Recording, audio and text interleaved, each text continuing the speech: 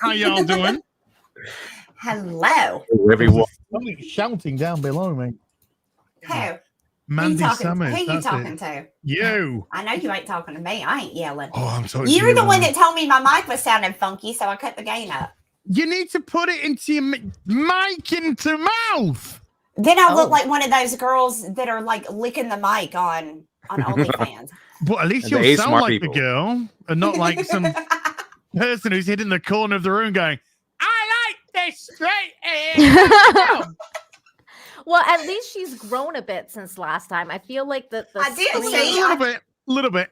What do you mean a little bit? I fixed it, right?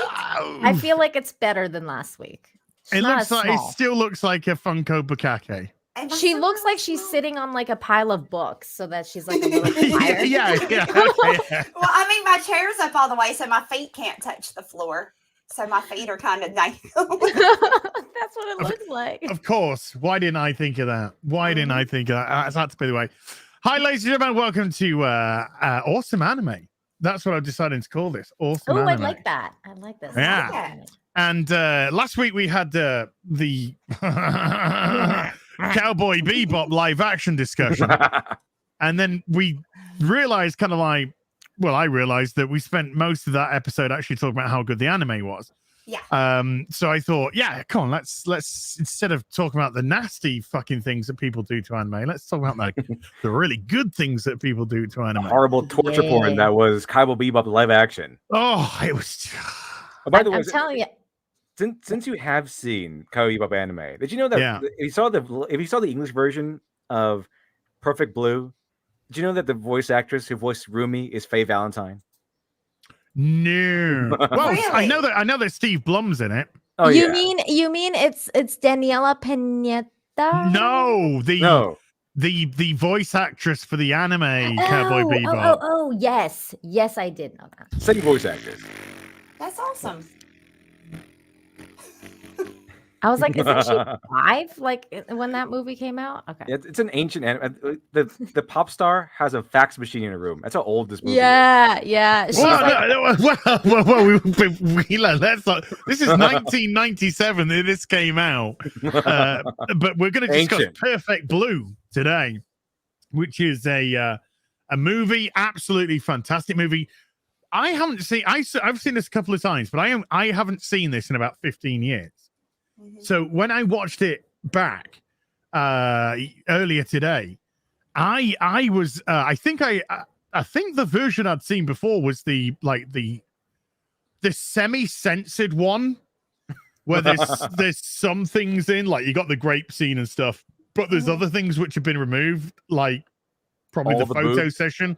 Yeah, a lot of because I was watching it today and go, I do not recall this many boobs. Really? I never seen the censored version. I didn't even know there was. I do not recall this many boobs, and I certainly don't recall Bush. So I'm pretty sure being a young lad watching an uncensored version of this that would be memorable. I'm pretty sure. Yeah. Oh yeah. I was active in those days. I didn't even know there was a censored version. I'd always seen the non-censored. About 3 minutes. It's about 3 minutes cut. Oh, wow. Yeah, there's about 3 minutes cut from it. So I think that's the versions which I had seen, because I think they went up on Channel 4 in the UK. I think it was Channel 4 where I first saw it. And then when I because I got the Blu-ray, and I was just like, I do not recall this much nudity. But anyway, I mean, it was tasteful though. It was done good. It's done appropriately. There's nothing gratuitous here. Everything's done in an appropriate manner for what is happening. Yes. So, but a lot of tit. And apparently, Cowboy Bebop live action where it's just boobs. Here it's like the boobs are necessary. Yes. Well, the boobs in Cowboy Bebop, there was like a picture of huge boobs. And then there was the drug thing. So the everything was very much in a non-sexual context. And it was just like I didn't even I like tits. I'm a man. But I'm watching that and I'm thinking, why? Why? Yeah. You know, you could have just had them in aprons. You could have just had them in underwear. Brian. But you know, why is this your hill to put the nudity on? I didn't understand that with the live action, but sometimes men need a little context to the boobs, a little story around them, a little storyline, a little bit. No, I mean, I'm absolutely positive that the people who did the live action Cowboy Bebop were, you know, they wanted the boobs in a non-sexual way, non-attractive to men. Yeah, non-attractive, non-sexual manner that wouldn't get the men excited. Yeah, good job. That's bad. The people who did Cowboy Bebop live action had some major like thirst and sexual, you know, weirdness because they were like the whole S&M thing. Like I was like, this just don't need. Like it's just it was so unneeded. It was so unnecessary, and it wasn't hot. No, it wasn't. I don't want to see the old dude barking like a dog. I just no. Gross. Well, you will back to because Perfect Blue, though. That's current day sexuality. That is. Is it? Anyway. We are not here to speak live action Cowboy fucking Bebop. It had its chance last week, okay? Just it had its chance. Like it had its chance. And now it can die. We did with Perfect Blue. I'll give it the brief overview of Perfect Blue, or let's just say the opening chapter of Perfect Blue is a young woman who is a Japanese pop idol in a manufactured band, wants to go off, whether it's by her decision or the company's decision, and do serious acting instead, and wants to become an actress, and things get very, very kind of weird very quickly. I just want to ask a question. Well, first of all, before we start, let's just introduce the panel. I am as your Master of Ceremonies. To my left over here, we have Nina Infinity. Say hello, Nina. Hi, how are you guys? I'm so excited to be talking about one of my favorite movies, favorite anime movies. So this is going to be really fun. I'm Nina Infinity. You can find me on my channel where I discuss crazy clown world news on Wednesdays and happy, good, amazing news on Fridays. And I'm on another show on Midnight's Edge with this lady right here called Toxic Femininity. That's later tonight after the show, 8 Eastern. As always, I'm very happy to be here, Thank you. That's 11. No, that's 8. So it's 5 Pacific. Yes. Okay. Below me, not for the first time, Mandy Summers. Introduce yourself, Mandy. Like what? Hey, y'all. So I'm Mandy. I'm Mandy. And you guys go check out both of my comic books that I have running right now, which are Jack the Ripper, Vampire Hunter, and Pirate Queen #2. You can find those on Indiegogo. And don't forget to go and sub over at my channel. As I enjoy so much being beneath you. It's just, it's amazing being here. Yeah, buy her books. I didn't understand the fucking word of what she said. He never does. Finally, down to my diagonal is Literature Devil. Literature Devil, how you doing, sir? Oh, pretty good. Hello, everyone. I'm Literature Devil on YouTube. I go over all these horrible things like objectivity in media and art and everything, and the horrible, horrible sin, and going over structure, stories, things like that. And I recently as of right now, my most recent video is going over High Guardian Spice and trying to fix it, which was quite a challenge. It's an interesting challenge. I had fun. And also, I'm doing a book called Dr. Alpha, Miracle Child, still available in Indiegogo. I have already placed the order. Been wrestling with the printer for last week, but I think we got it down.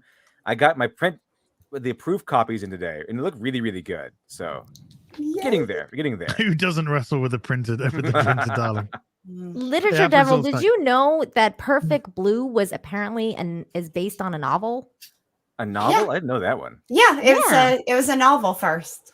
Yeah. That's pretty cool. I'm about to read that one.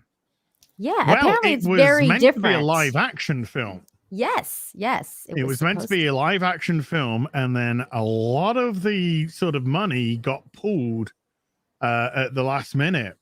And so it ended up being an anime instead.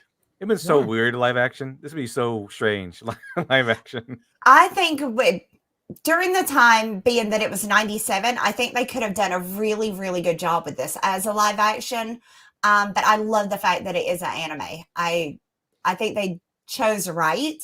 But I think they could have done this as a live action, and it has still been really good, like psychological thriller type thing. I think it's one that could translate well into live action, unlike a lot of other animes, because this is a thriller, a whodunit, plenty of mysteries with this one. So this is something which could, I think, bridge that gap. I don't know if I agree with that, because I think that this, like, the surrealness of it wouldn't come through as well with regards to how, like, when you go to like live action, because in the anime, it's kind of like an inception of like your, like, the mental decline.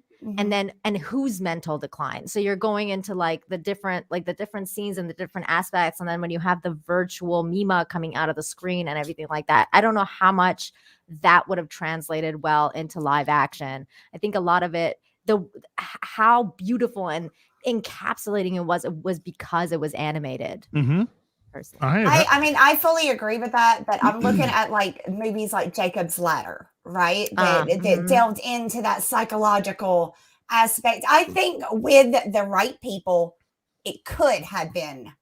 Yeah, maybe if Christopher I don't want Nolan him to do it now. I don't want him to try to do it now. Like, leave it the hell alone. But, back in 1997, but I think it would have lost something. They did amazing with this anime, and it looks, I've never seen an anime. Now, I'm not like as into anime as you guys are, but I've never seen one that uses this kind of art for anime. This was very different in what you normally get when you think of anime art. It wasn't like that in this. It was very I love that one realistic scene where there's these guys are walking into like the comic book store or like their shops or whatever, and you see the classical anime with the big eye, like it's just like it's there. And then it's juxtaposed with their art of like, okay, this is what anime can also be like. It doesn't have to be this amazing, like this crazy big-eyed stuff. It can be realistic. It can be something else.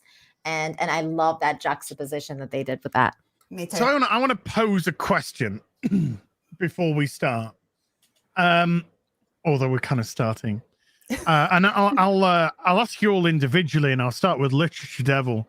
Literature Devil, how many murderers are there in this film? That's a good question. It all depends on what their perspective is, because they have a lot of different perspectives here as to, okay, what's real and what isn't, which is really good, really good Satoshi Kon stuff. Satoshi Kon's really good at that. We literally only see one actual murder on screen. We see the aftermath of a few. We see one murder take place actually happen on screen. So, and it happens to be her. We don't know if it's her acting as the security guard, because maybe the security guard is like a figment of the imagination, because that's also poison there. But it kind of seems to boil down to one person. We see two murder scenes. The one in the apartment where the person stabs the eye, and then the other murder scene where pizza delivery. It's like she's actually the pizza delivery one is the main one. Yeah, the pizza delivery person. Yeah. So, what would you say, Literature Devil, if you were putting your money on? If you were putting your money on it, I would say one. Okay. Nina. The whole thing is about different personas, so we'll see. Okay. Two, and you okay? And Mandy, how many murderers would you say were in this? One. To me, it was just the one. Okay. I'm in Nina's court.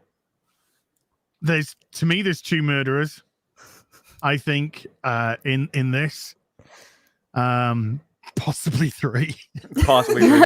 Possibly three. Yeah. Possibly there is that. I mean, that's the interesting thing, because all the characters, and we'll start referring to them shortly enough. Don't worry. But all the characters that could have committed a murder, they're all having mental troubles. Yes. Clearly having mental troubles, and it's interesting to see the the reasons for their motivations for doing what they're doing. So yeah, we start off as Mima is this J-pop, kind of like the figurehead, I guess, lead singer.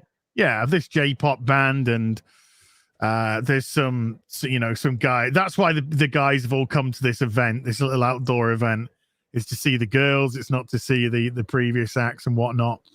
And this is where she announces that this will be her farewell performance, and she's going to become an actress from here on in. We see some ruckus start at the event, and we're introduced very quickly to our but our security guard come event.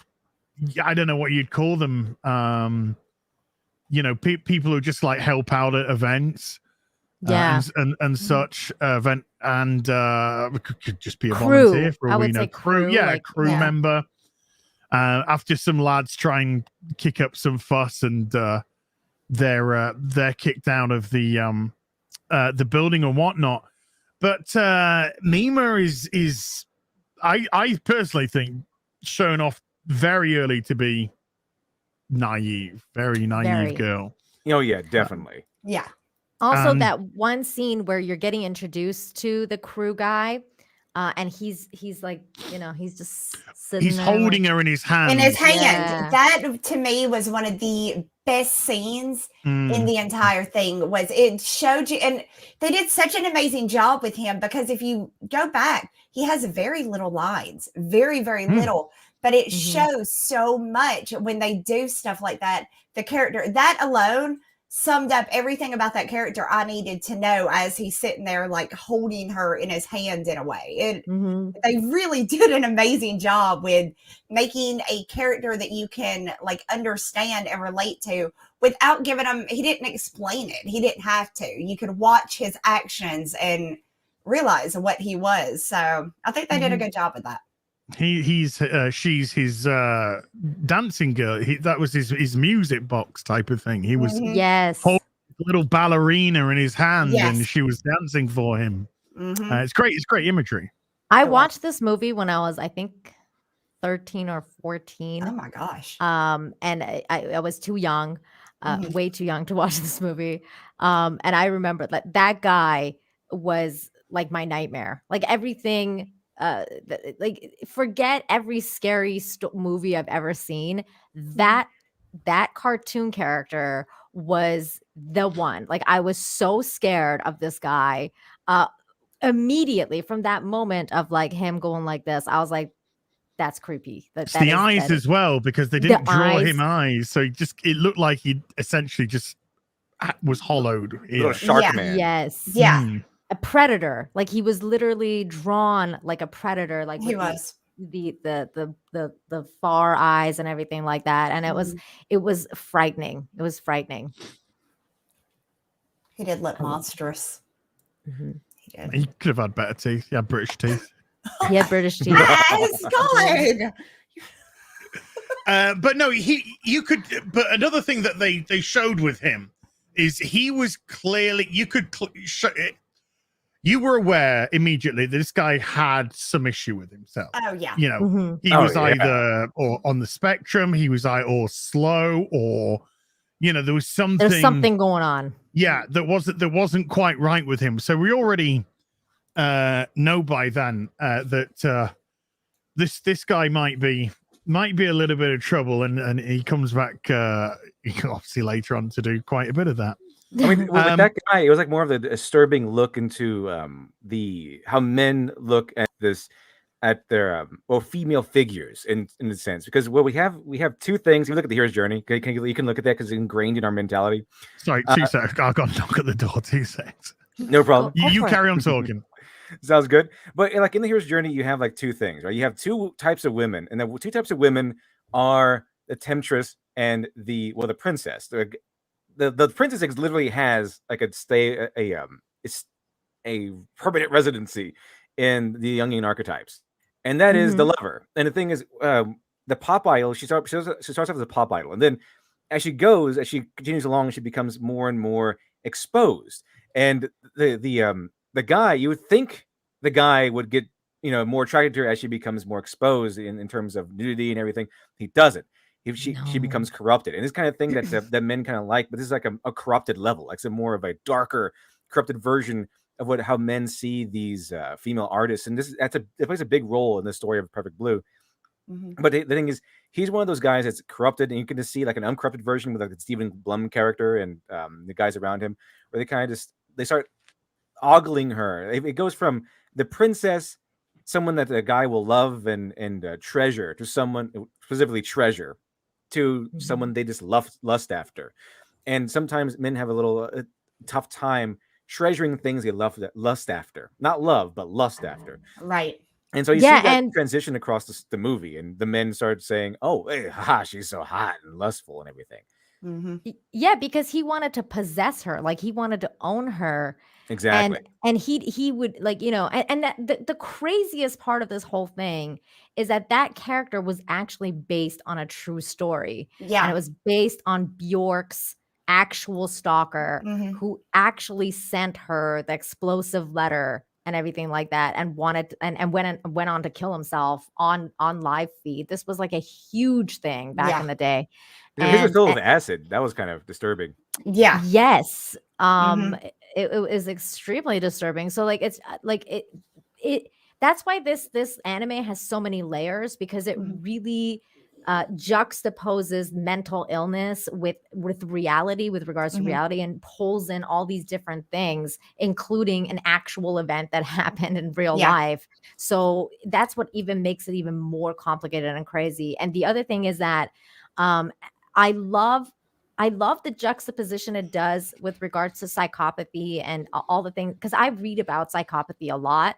And I think that it really highlights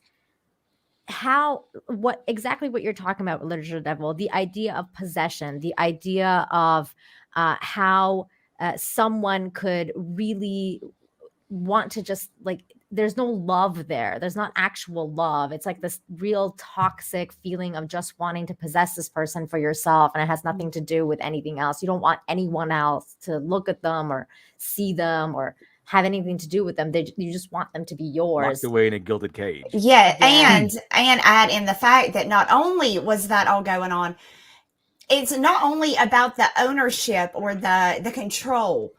He doesn't want any kind of, like, he doesn't know her. You know what I mean? It's imagery. It's not her.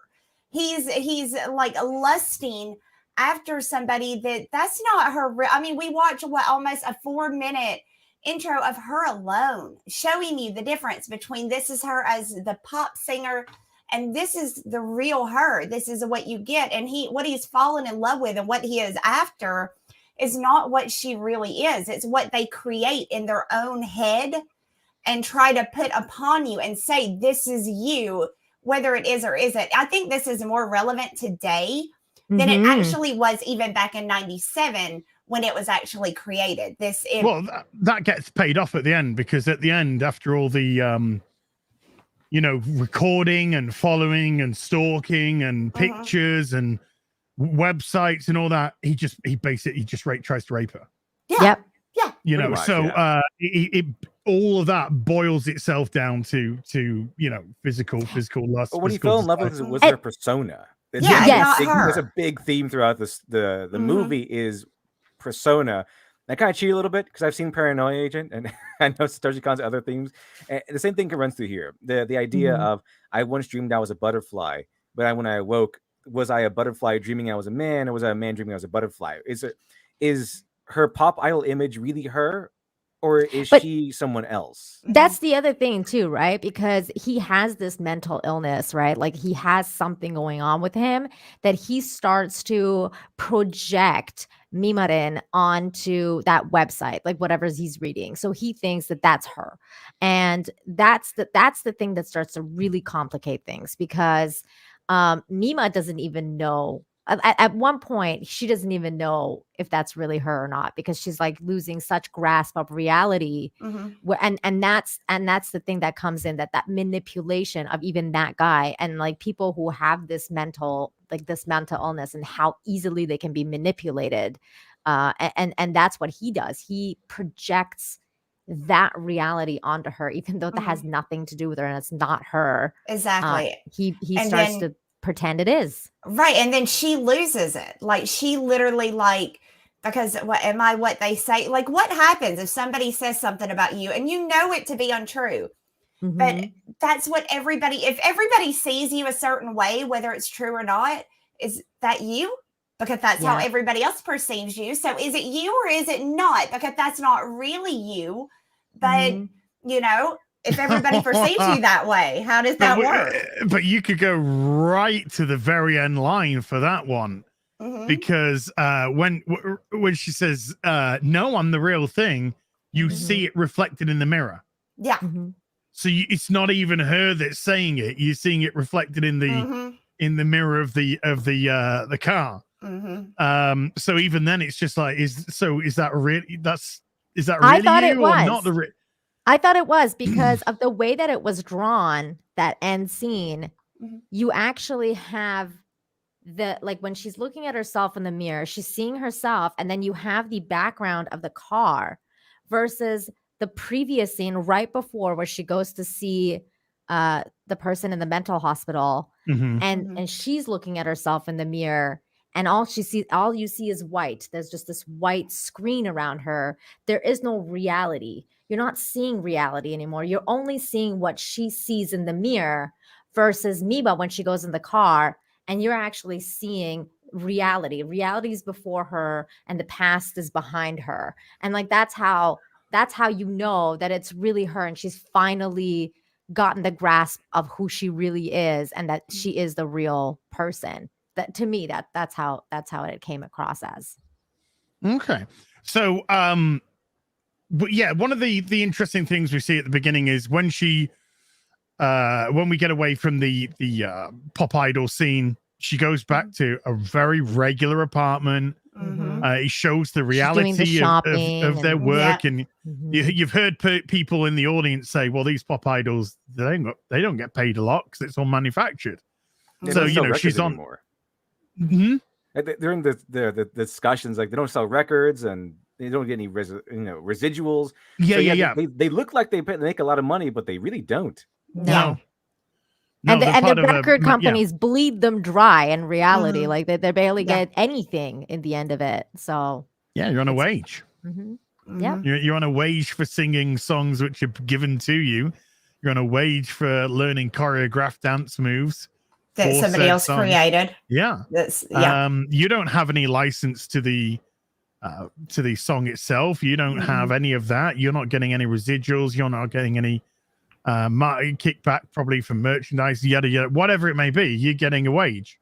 Well, especially then, like maybe now it's a different story, but like in '98, that's how it was like. And like a lot of musicians were abused by the record labels and stuff like that. People did all sorts of things they didn't want to do. Oh, that's been going on since the industry was created. Yeah. If they're still doing it, they've just found a clever way to do it now, I'm sure. Well, the Monkees was one of the very first manufactured boy bands.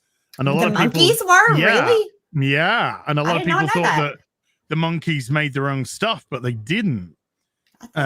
So they were a manufactured boy band. I didn't know that.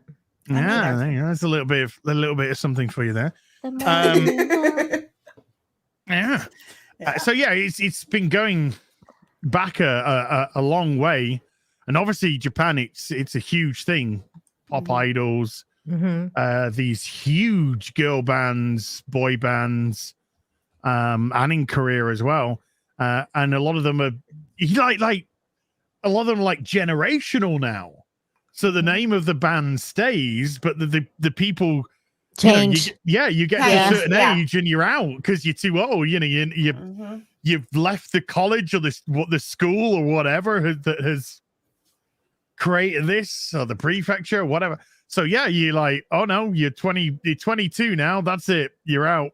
Time to go. I think it's kind of crazy that this movie did highlight some things that we see now, though, like with regards to like social media and how big J-pop and K-pop became. Like I mean, now like, in comparison to like back then, it's huge now. It's not, it's like something that, you know, I never thought that K-pop and J-pop would ever be that big. And I mean, I've been watching anime for years and they have those kind of music and anime for years and years. But this was something else. This is definitely something like a movie that kind of really showed where the future is heading with regards to her website and like, you know, all the social media aspect of it. It was very interesting.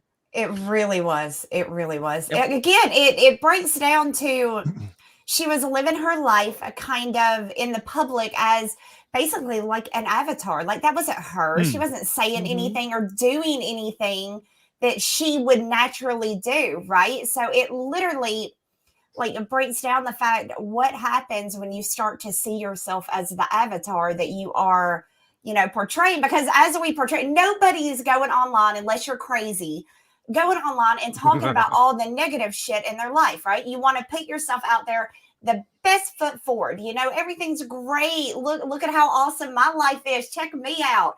Whether it's true or not, that's what you put out there. Now, what happens when you start believing your own shit or believing what it really was beautiful how they broke that down. And might I mention, you guys, we haven't mentioned it yet. Did y'all notice the use of colors within this anime? Yes. With the reds, every time she was having a situation where is this real? If it's not, the red was such a prominent color during or all the of white. This, or the white. Or the like, white. Yeah. Yes. They did such a beautiful job with the colors in that. Like anytime I saw red, I knew where red was the biggest, prominent. Like when she walks in the red bathroom. And, you know, odd color for a bathroom. But that big scene happens where she is fighting with, you know, the other version of her. So it was, I love their colors. And she's wearing the red. Yeah. Like, yeah. Red for danger. Yeah. Red signifies danger. Exactly. Now blue means danger. Well, sorry, what was that, Literature Devil? Now blue means danger. Oh, yeah. I heard that. It's weird.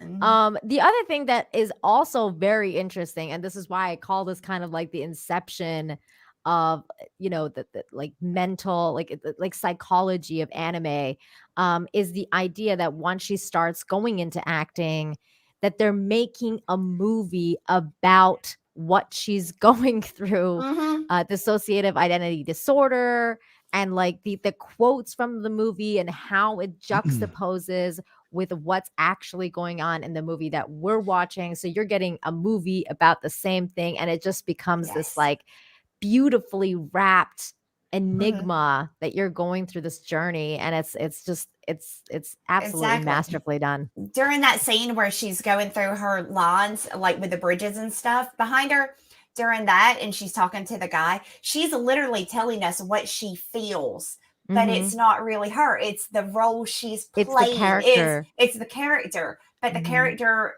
is like literally explaining how she really feels. I have never seen anything like this in my life. And I'm so grateful that you guys had me watch it. Because this really was I mean, don't get me wrong. I had to watch it twice because it was confusing as to what's real, what's not real. That's the point. Yes. That's a big feature of the film, though. There was an interesting episode, Paranoia Agent, that was also done by Satoshi Kon, where I forgot what it's called, but it was an episode about this woman who is like a standard, you know, just modest person in the daylight. She's like a tutor or something like that. She has a nice boyfriend and she's going to get married, but by night she's a prostitute. She's like a whore, and it's like having fun with all these different guys and getting drunk and doing drugs and everything.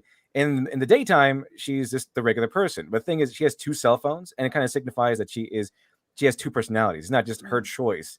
She's two people in one head. And that's kind of where you get the idea of which one is she? Is she Maria, the prostitute, or is she just the regular person? I forgot what the other person's name was. But she has to get married. So there was a nice little harmonious sync that they have with each other, where she would live during the day and Maria would live during the night. But when the regular person wants to get married, suddenly she's like, okay, I'm done with being Maria. we're finished. And so you see what she does is she tosses out the black cell phone, which is Maria's cell phone, and she tosses away all the clothes that Maria used to wear, all their costumes and little schoolgirl outfits or whatever that she had in there, and she tossed them away, and she just threw them away. And then the morning comes along, and they're all back, and so it kind of essentially becomes a war between Maria and the regular person. And they fight through answering machines. So Maria would leave her angry. Nice. I've been meaning to watch Paranoia Agent forever. It's been on my list and I haven't watched it. And I really want to, so I'm going to. It's very good. Like each Paranoia Agent episode, it's kind of like I would say Perfect Blue and Paprika feel like very, very long Paranoia Agent episodes. That's kind of what it feels like. Yeah, the other thing that because he has done another movie. It's called Millennial Actress, and that also explores very similar themes of because it's about the movie and the juxtaposition of reality and movie and what's real and what's not real. So it's very he's really good at that. He's really good at that the mixing of the two and trying to make you think what am I watching right now? Is that real? Is that not real? It's really good. He's really good at it. It's really nice, really nice. And I like the idea. So everywhere else I've seen in Japanese media, the pop idol is different than anything else, like an actor or something like that, where the pop idol seems to be playing on the sensibilities of innocence and basically the girl that you want to protect, the girl that you want to marry, like basically the waifu. The waifu. Yeah. They play that up really, really well in Perfect Blue because in the beginning it's her innocent. She's innocent. She's naive. She's the pop idol. Oh, clearly delicate and weak, and just everyone wants to protect her. But the again, because so many things get juxtaposed in this. Oh yeah. What they're wearing is very kind of sexual. Yeah, it is. It is. It's high skirts, pop socks, thighs showing, maid outfit. So there's still a lot of exposed flesh, and you still have that kind of sexual aspect to it. But the way that they're singing, their body language, where they move, the way they move, very sort of innocent and it's a girl next door. It's a girl next door. Pretty much like the girl you want to fall in love with. It's kind of I've seen this in other anime too, where they have the pop idol. The pop idol not only just they might even not be that way, but they play that way because they know that when you go see a pop idol, the guys want to go in. They want to see this nice innocent young lady just do all these innocent things, and the lady they want, the princess they want to protect essentially. And then after a while, it becomes corruption. It kind of reminded me of the same trajectory of if you say the movies Devil's Advocate with Keanu Reeves, where Keanu Reeves is like this young kind of small town lawyer. He doesn't think his hands dirty. It's basically just I win. We go to trial. I do my best to win. That's it. Where the big city, he started doing these horrible things. Like, okay, well, here's these big cases where they kind of are far more ambiguous and taking on big murder cases and weird other cases and things like that. Where he kind of does all these things, including making little girls cry and things like that, and trying to convince the jury that this a little girl who was obviously abused was lying for stature, whatever it is. So he starts doing these horrible things. And in return, it seems nice. He gets all this money. He gets a huge apartment. He gets all this prestige and cars. He gets everything they want, but basically at the cost of his soul. And that's kind of what happens with in this movie too, where it doesn't even seem like she wants to become an actress. And you see where she comes in with her parents and like, hey, we're waiting for your single. What do you mean? Why are you becoming an actress? Well, that's just the way it does. That's the way the industry is, Mom. And so she wants to become. It seems like she wanted to be a singer. She wants to be a pop idol. She wants to be a singer, but everyone else is telling her that she needs to be an actress. And it seems to be this is a more it's like a peer pressure thing. Yeah. And she kind of goes along with it because she wants to prove to everyone that she can do this stuff. She wants to go along with it. She thinks it's going to be better for everyone else. She wants to help everyone else. She wants to help herself. It's a corporation. It's a job. Exactly. It kind of feels like almost a promotion of sorts. We're now promoting you from pop idol to actress. To actress, exactly. She's doing what everybody is telling her they expect her to do. Exactly. And the moment she accepts being an actress, how easy it is for her to fall into the mental illness that she does, where she can't separate reality because, that's what she's done this whole time. It's just do whatever I'm told. I guess this is me. Exactly. Well, this is what I should be doing now. What happens is when she starts to break, because she starts doing things that's against what she really wants to do. What she really believes. Well, and everything up till then, though, she's been complicit. You know, she's been complicit with. Okay. You got one line in this. Who are you? Yeah. And she does one line. Next roll, you're getting raped.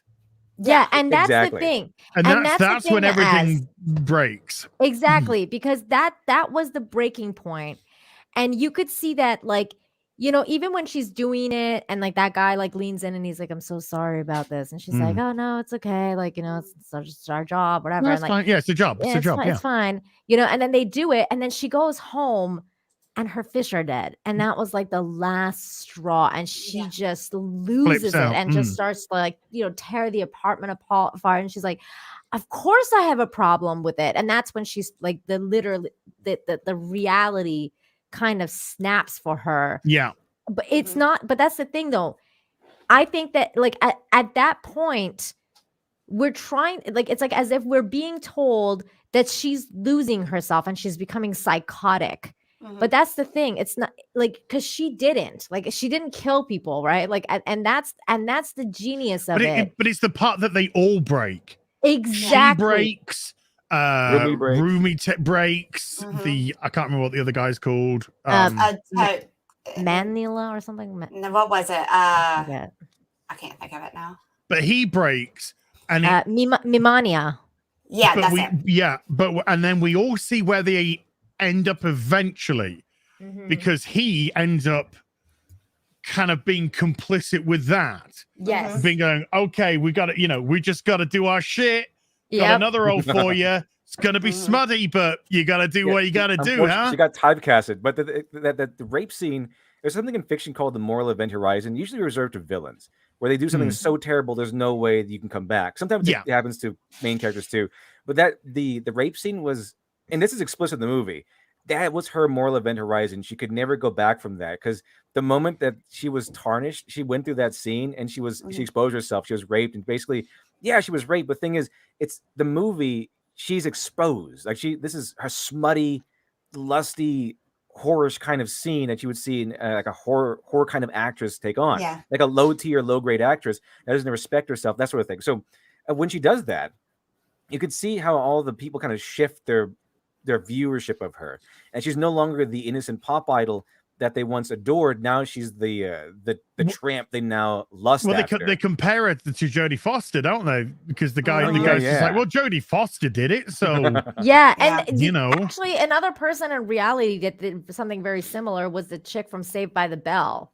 Jessie Spano. What was her name? Showgirls. Showgirls. Yeah. And I was like, you know, because she went from like totally innocent, like, you know, this is like an after school special show, to like, here are my tits, and I'm and not to mention, like, you know, she played kind of a feminist in that show as well. So it was even more like, you know, if you were a fan of her and didn't realize she was a real person, that's a total flip flop. That's going from feminist to, hey, look at my tits. You know, I mean, it's a huge, you know, jump from one to the other. Once you do that, you can't go back, and they kind of put that in the movie. No, you can't go back. Was it Scream 2? Maybe Scream 2, I think, where they say in the classroom, until you show your tits, once you show your tits, then you go legit. I don't remember that was kind of thing, maybe the sort of, and you would not be taken seriously as an actress unless you disrobe in some film to show how, I know, committed you are to the role, or however they want to sort of like justify that. This one, of course, takes it through to the nth degree, because, and of course they had that in the movie as well. This is why this movie is so amazing, where like after she has her breakdown and she's trying to justify it to herself, she has to go on interviews and explain that scene. So she's explaining it to the interviewer, like, well, that was a, you know, hurdle that I had to get over, and everyone was asking me, like, why am I doing this? And, you know, it's just something I have to do as an actress, and it really helped my image, and blah blah blah. Like, and she's telling us all of this as we're watching it and feeling that ourselves. This is why this movie's so freaking good, man. It's so good. And the reason why her mind breaks there, and why, you know, the rest of the movie kind of happens, is because she it's very clear that what she wants to do is be a pop idol. What she wants to do is sing. That's what she wants to do. That's all she wants to do. But everyone else is telling her she needs to be an actress. And she goes, the reason that she really starts to break once the rape scene happens, because then her vision, her persona comes in. That you can never step back in the sunlight after this. You could never go back to that place you once were. You can never go back to Land of Paradise. You can't get that innocence back. Exactly. You can't go back on. You go on stage as a pop idol, and all people say, "Oh, that's the girl that was raped in that movie." I've seen her boobs. I've seen her tits. Right. I mean, that's it. I've seen. She's no longer that innocent pop idol we once knew. She could never go back, which means to her, in her mind, she could never go back to following her dream. She's forever barred from that paradise of following her dream, and now she's this new person that she doesn't want to be. Now she's the person who's getting raped on screen and who's getting photos of her spread everywhere. We'll talk about that, because that's another very interesting point. Is that after the graping, they sign her up with a photographer to get some shots going. And the photographer is known for getting women. But that's that's said just before we even get to the photographs. Just these these blokes. We get this great exposition, very short exposition from like guys in shops, you know, who are reading magazines and talking about stuff, and then the other big guys can like behind them, like ripping up all the fucking literature afterwards. And they say, "Oh, he's been known to get them. He's been known to get them naked or something like that." Yeah. And then the photo shoot starts off, and she's fully clothed. And she's like, you know, doing the glam shots, put your hands through your hair, do this, do that. And then it's, take the cardigan off or whatever it is. And take the your top off. Then it's take your top off. And then what? Because I couldn't remember this first time. This is when I was just like, what? Where did this come in? We start just seeing her like lying there, butt naked. We see some pubic hair, which apparently is really taboo. It's very taboo in Japan. Is it? Yeah, apparently what, so. Showing it or having it?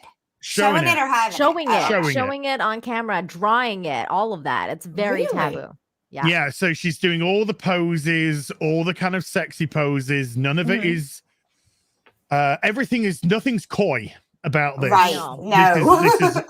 This is all expressionate, loving the camera, loving it, pushing myself. Again, I'm showing another extension. I roll my eyes because obviously she doesn't really want to do this. No. But I'm showing another extension of my legitimacy in my new position as actress.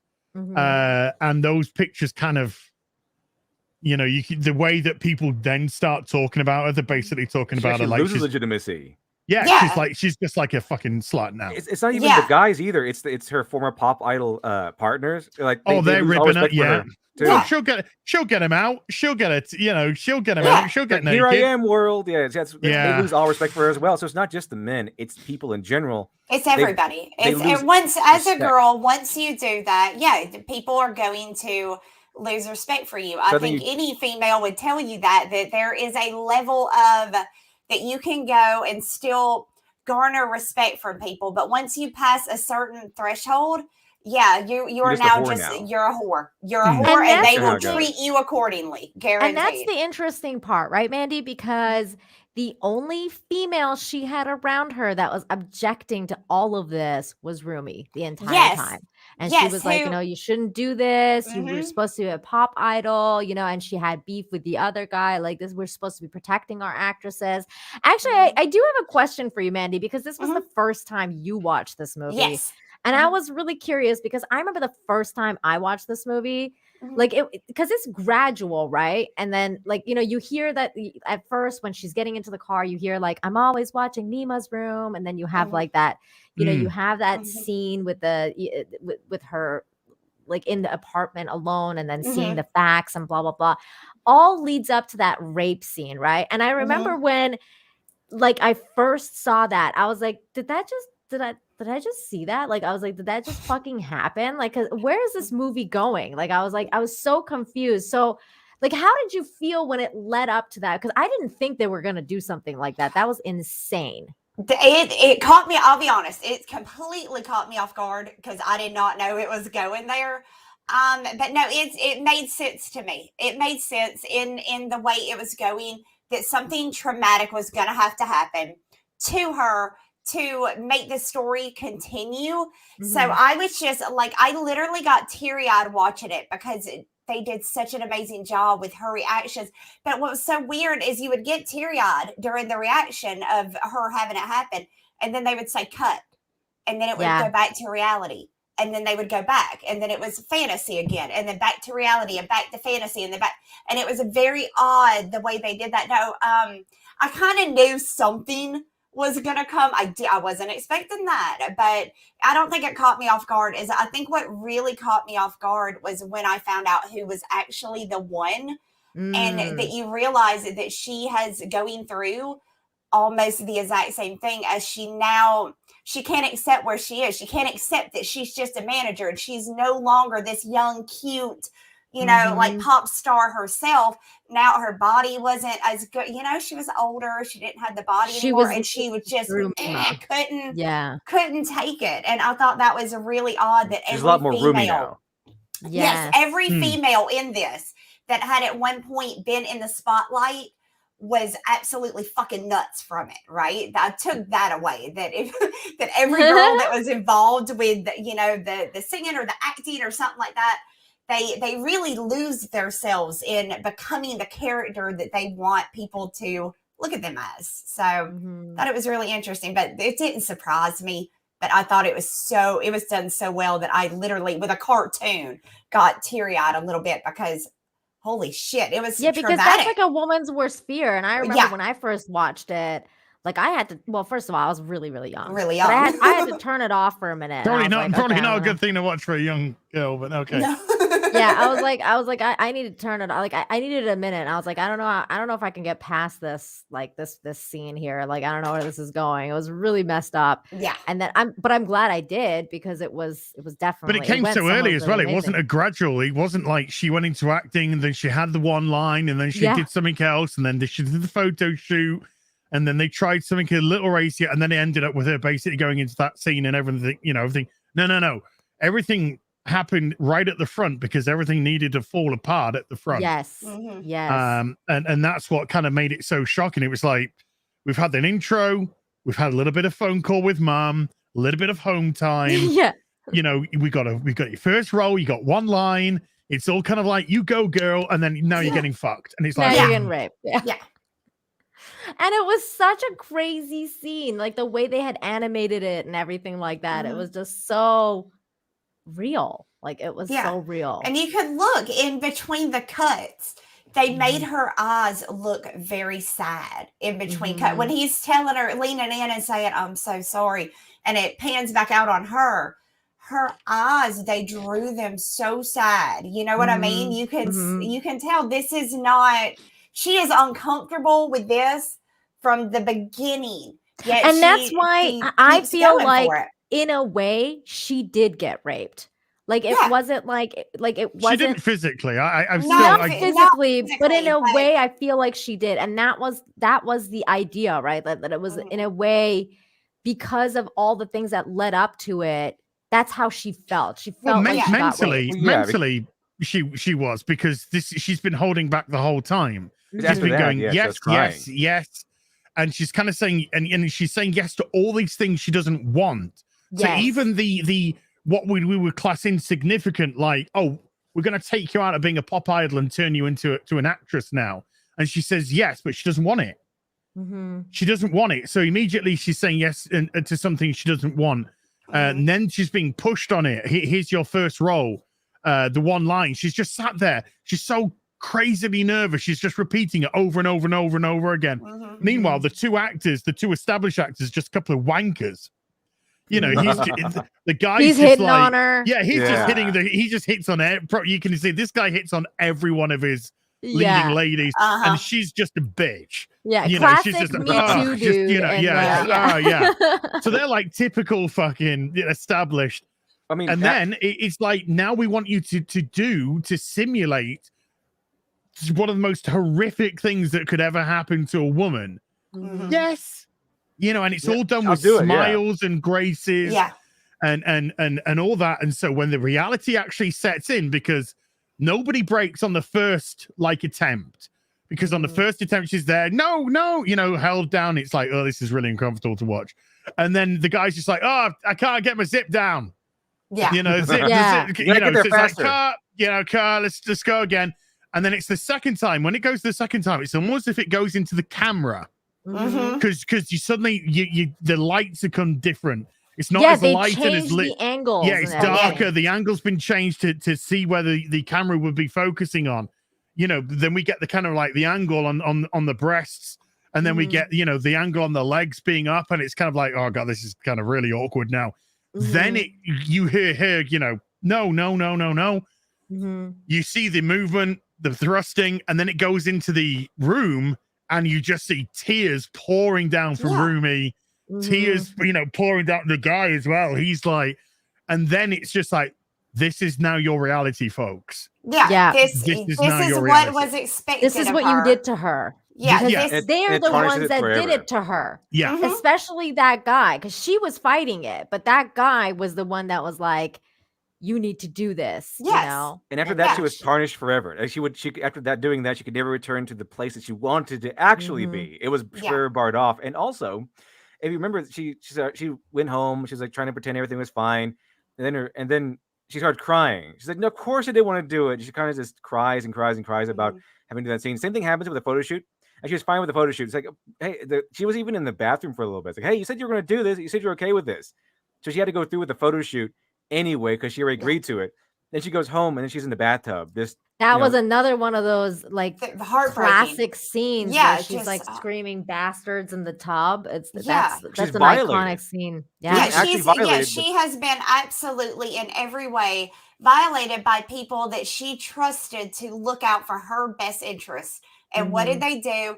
They turned her into a sexual object where no girl wants to be that. That's not a good feeling, to feel like you're not even human. You're just literally an object to be fucked. Nobody wants to feel like that. She basically traded in adoration. She traded in the adoration she wanted from singing the Innocence. Yeah. And then she traded all that in for what was it now? To be a whore, essentially, in the eyes of the public. Basically. She's just a whore now. Yeah, and it's again, the movie just does it such a good job into juxtaposing all of this, and meanwhile showing what her stalker is also seeing. Like, because he was in that store when the guys walk in and they're like, well, she's gonna be going to do this like photography shoot now, and that guy's really famous for like getting her like women to take off. He's there at every every scene where she's about to do something or whatever, because he's always like stalking her or whatever. He knows about her. And then the fact that like she does the photo shoot and he goes out and buys all the magazines. Yeah, and, it's all in his house. That was funny almost when it showed how many of those damn things he bought.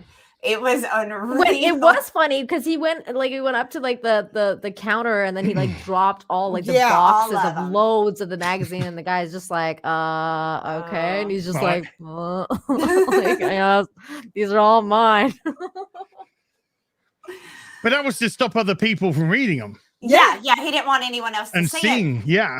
He didn't. And I don't know. I didn't figure out. Maybe you guys can tell me. Was that because of a sexual angle, or was it because it was not what because he sees her as the pop idol, right? Just the princess, the girl next door. Was it a sexual thing? Like he doesn't want any other man to look at her naked. It's all him. Or was it both. Literally that he was watching? It was both. It's both. Yeah, it's both, because he doesn't want anyone else to look at her like the way he does, and also at the same time he has that other Mima online telling him this isn't really me. It's an imposter. She's an imposter. Yeah. You need to get rid of her. You need to get rid of this. This isn't really me, and blah blah blah. So he's like, oh, okay, that's not really her anyway. That's the imposter. I need to get rid of this. But this is why I think there's two murderers.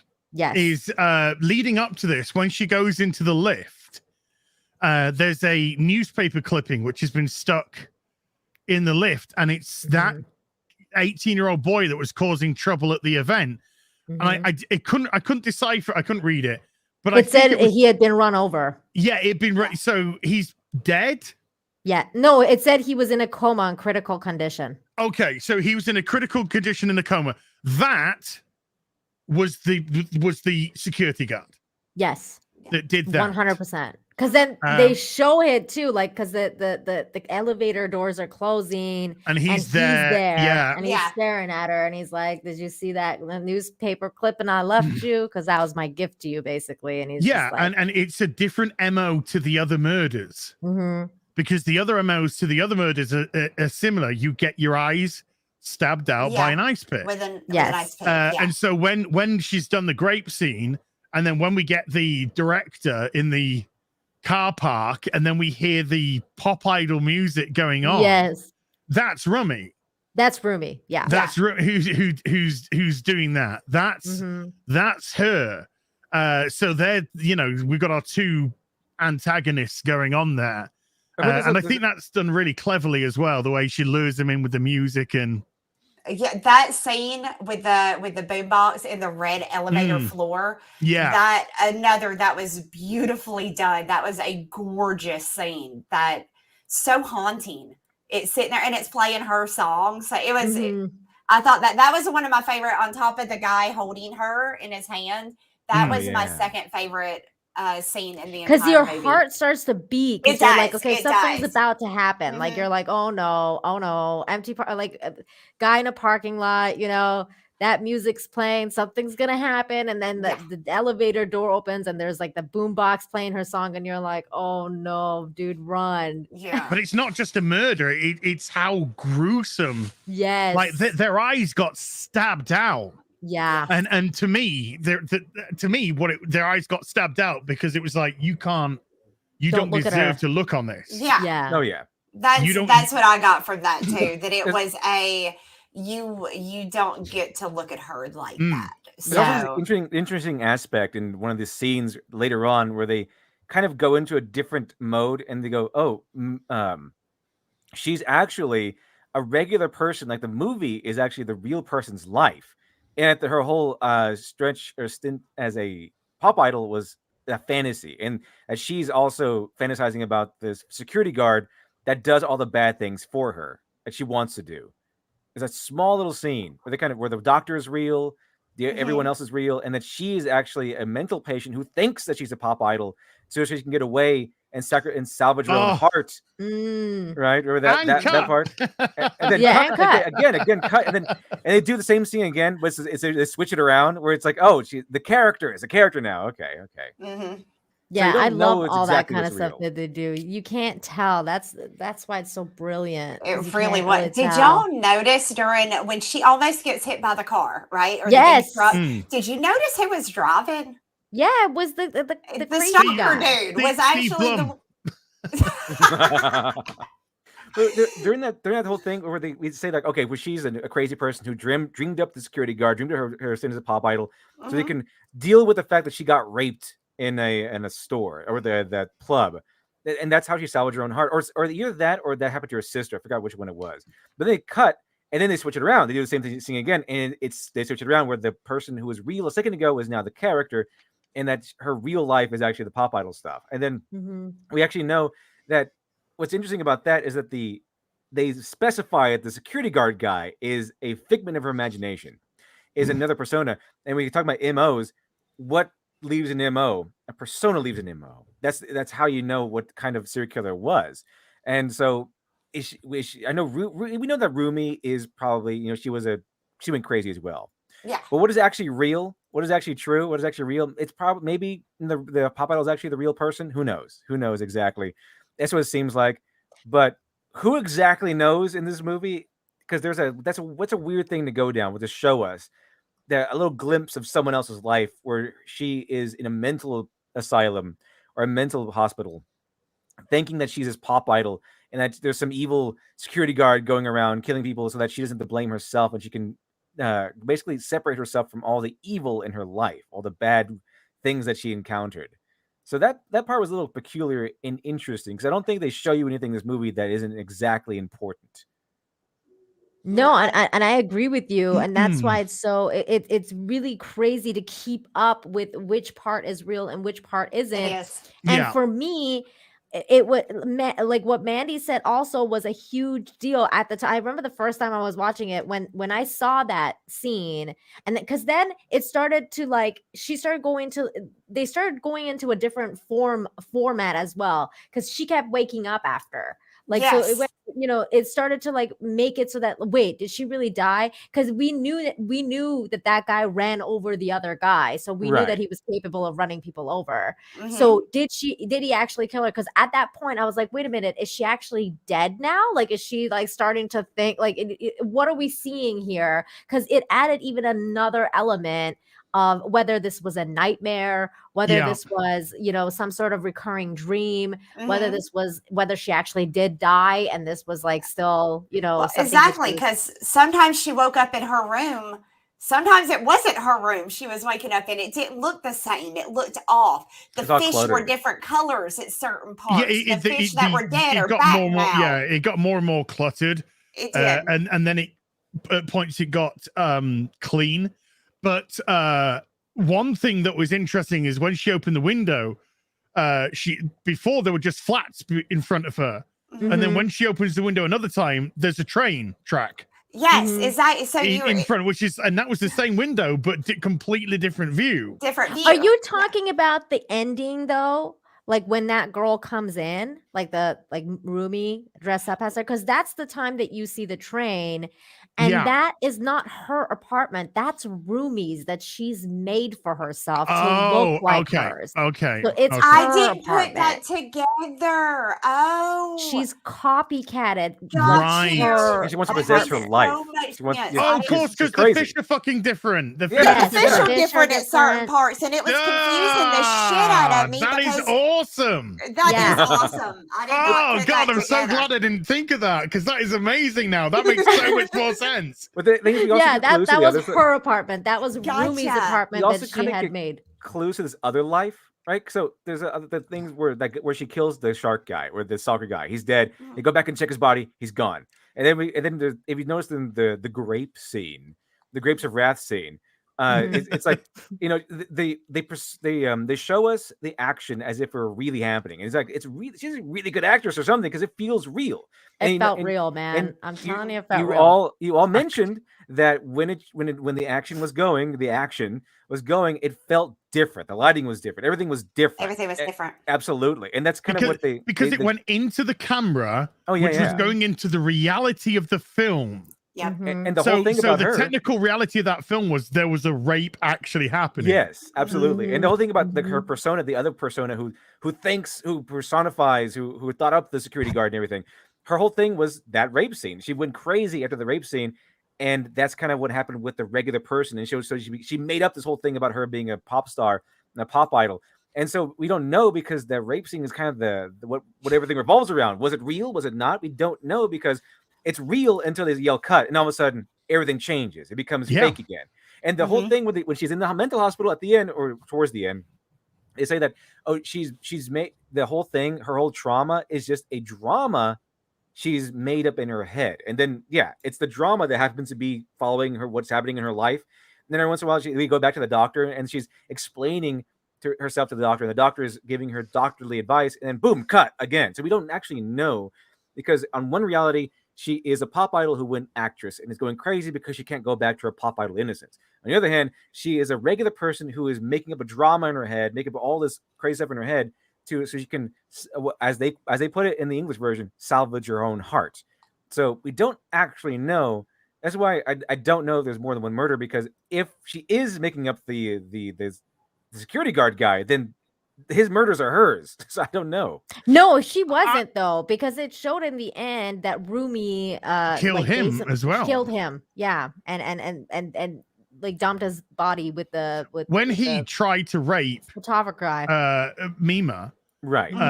And Mima hit him with the hammer and disorientated him. Then Rumi killed. I mean, what we didn't see was Rumi then killed him, probably for trying to rape Mima. Yeah. So that's why his purpose was over, because he'd now shown his kind of final hand. So for all this fascination and fixation with her, and with Rumi pretending to be Mima, at least the pop idol side of Mima to him, and getting into his head. The simplistic thing was he got the red mist. But I thought it was the a red little bit mist different. I thought it was like she actually killed the guy because you get hit in the head. It might have been bleeding in his brain internally, and then died. And then maybe I don't know. But he had his eye stabbed out. You saw that he had his eye stabbed out. Yeah, I don't know. Maybe she came back and like made to finish it up. I'm not really sure because I don't know. Was that Rumi was the pizza delivery person? And then I think so.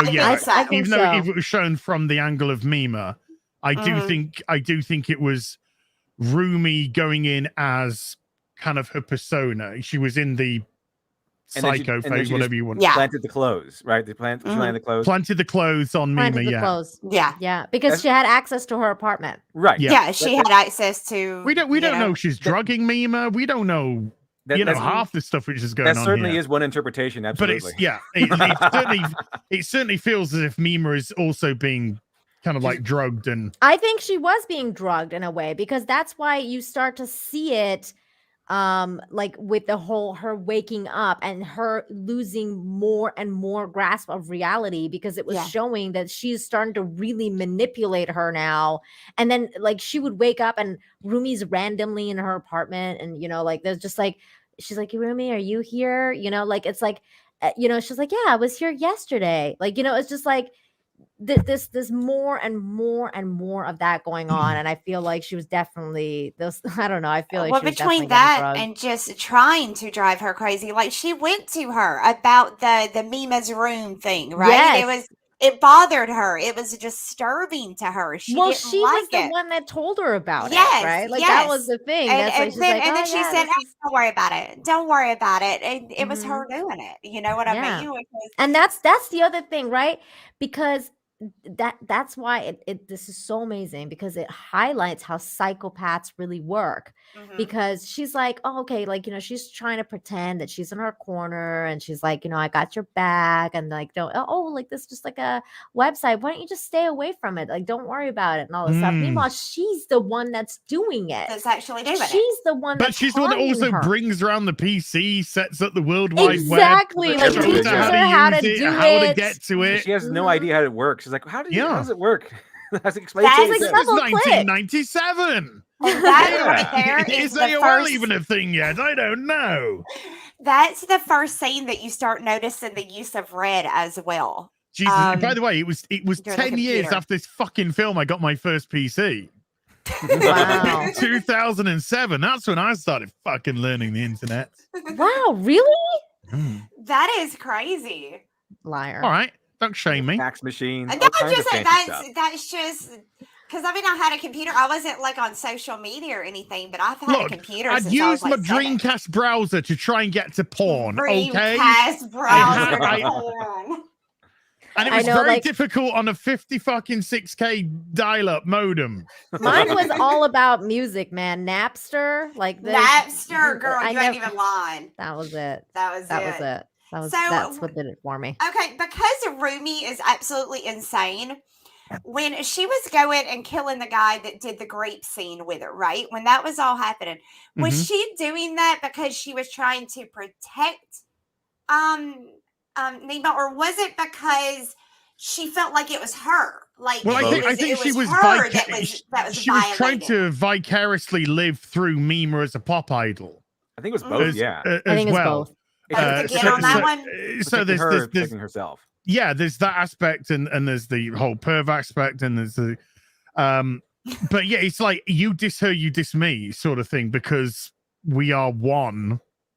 Okay, so she looked at it from the fact that I'm the pop girl, and this other one, she's just kind of copying me, being an actress, ruining it for me. But that was literally her. Rumi saw them as the same entity. Gotcha. Yeah. Okay, that makes sense. Well, she saw them as the same entity until they weren't the same entity, and she was like, "I'm the real one, and you're the fake one, and you need to be gone." Yeah, but she still thought she was the one side to this coin. Right.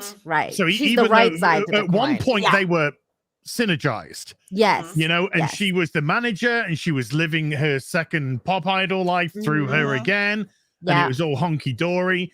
Then she goes into actress. Okay. Fine, let's get a role. It's one line, it's nothing.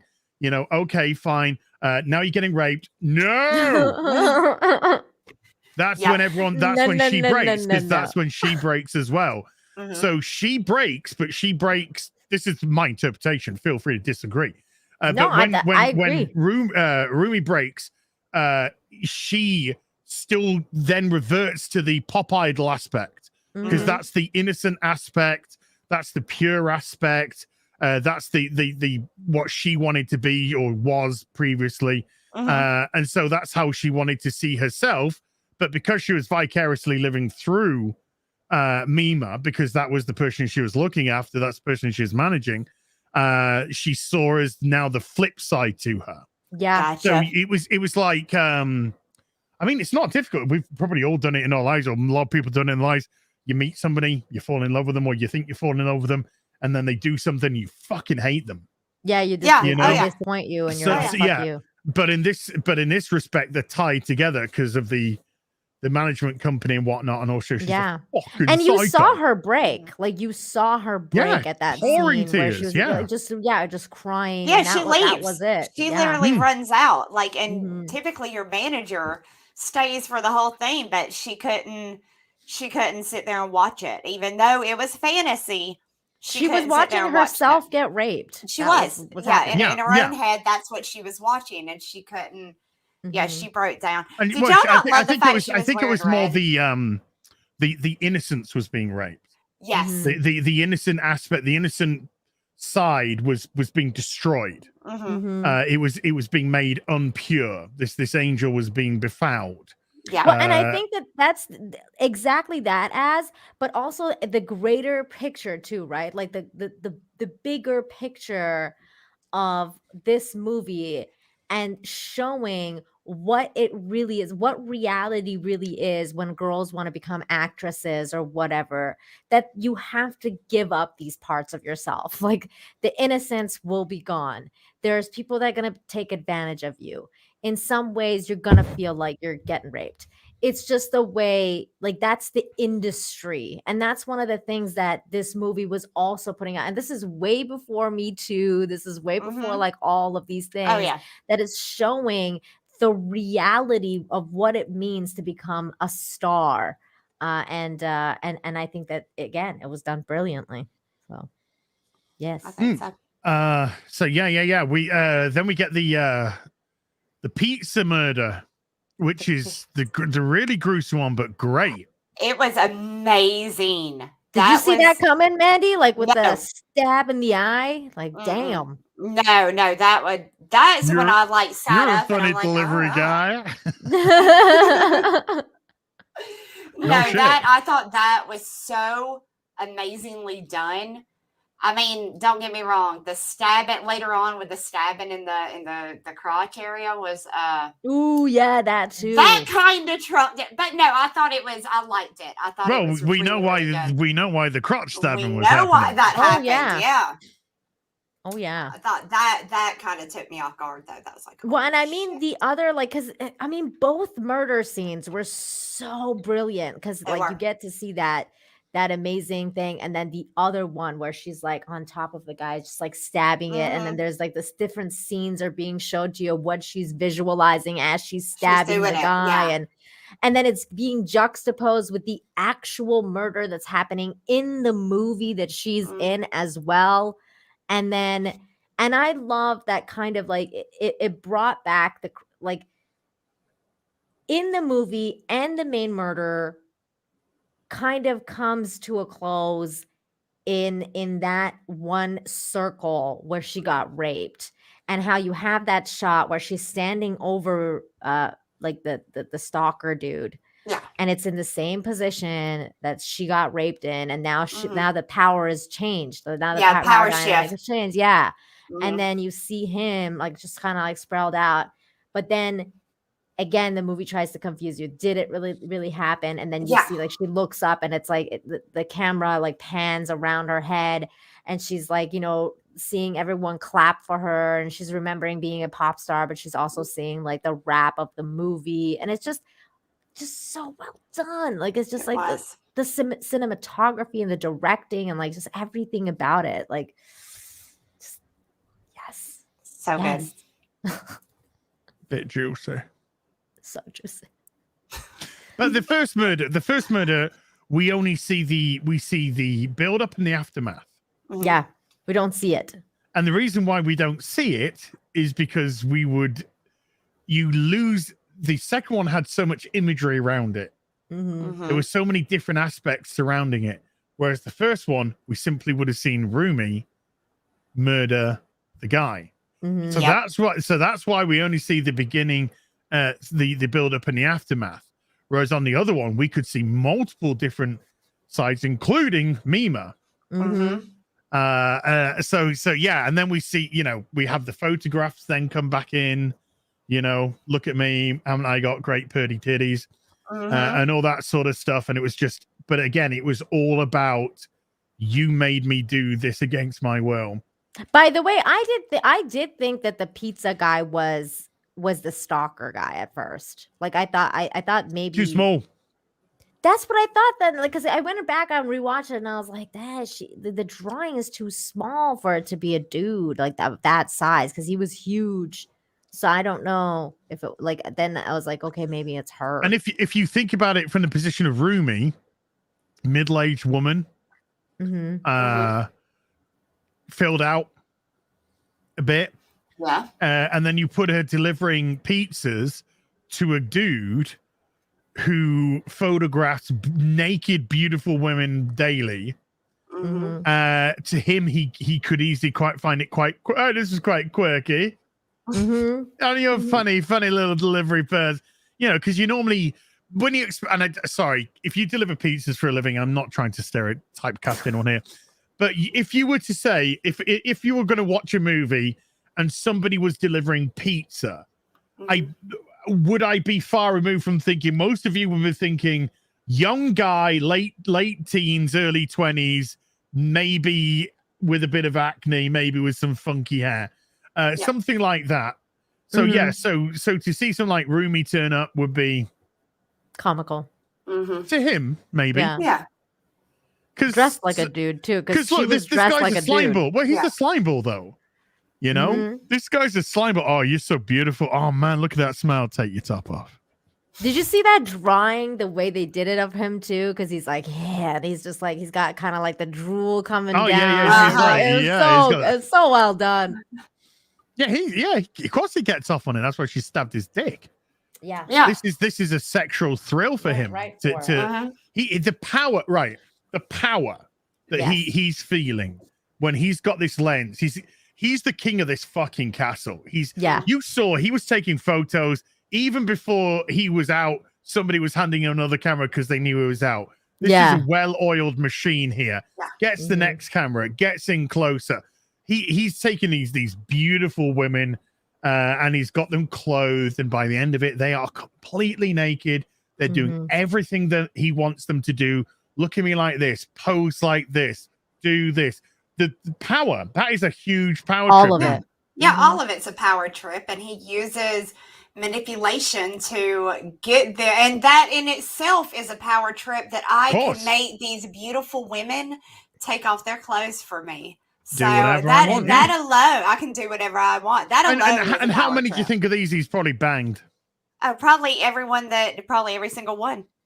Probably. I mean, seriously, no, you get these women that want to be something, that have their heart set. Now, don't get me wrong, this character didn't want to be doing this, but most of the women that probably showed up were more than eager to do whatever they have to do to get the role, to get that job, to get that cover, to get. That's why casting couch issues happen. These women are desperate, they're desperate. They want it so much, and they will use whatever they can to possibly get it. And if that means, showing off your tits or showing off your vajayjay or whatever, or screwing the photographer. But that's the thing. You're bringing up such a great point, because I juxtapose that with what's going on today and Me Too. And I feel like that's exactly what's going on. A lot of the women who are going into like this Me Too situation to Me Too, like all these dudes, they were probably just like Mima. They were like, I don't really want to be doing this, but I'm going to do it in order to be an actress or in order to be whatever, because that's what I have to do. I'm going to do it. Okay. They're saying yes voluntarily. Because there's always a choice. You could say no and you could walk away. No is a very scary thing to tell somebody in power over you. No, that is a terrifying, especially if there's something you want out of it. That is a terrifying thing to disappoint somebody that holds all the power. They could, but they hold all the power. So telling them no, that means you're probably not going to get that role. You're not going to get this. You're not going to get that. Exactly. But so that's what's going on now. So like now they're like, okay, I'm going to Me Too your ass because like, 20 years ago, you made me take off my clothes and I didn't want to. Yeah. But that's the thing. It was their choice to be there. It was their choice. What are you going to do? You're never going to take away power from people, right? There's always going to be somebody in power, right? There's always going to be somebody above you, no matter who you are. There's somebody, bigger than you, right? It doesn't matter who you are. So that's never going to get away. Women just really need to, I don't know, either be okay with the fact that you're doing the casting couch or just be okay that you may not get that part, but going back 30 years later and that to me is just absolutely fucking ridiculous. I think there's plenty of people that were quite prepared to give up their soul. Oh, I'm sure there are. Oh, yeah. Sure there is this is the complicated matter of this is which one, when somebody cries Me Too, are they crying wolf? Yeah. Or are they being legit? And if it's their soul that's crying Me Too, when they've said yes, this is why it's so dodgy when you want to do something like this. But this wasn't a Me Too situation. This was it's kind of like corporate. It's almost like corporate sponsored.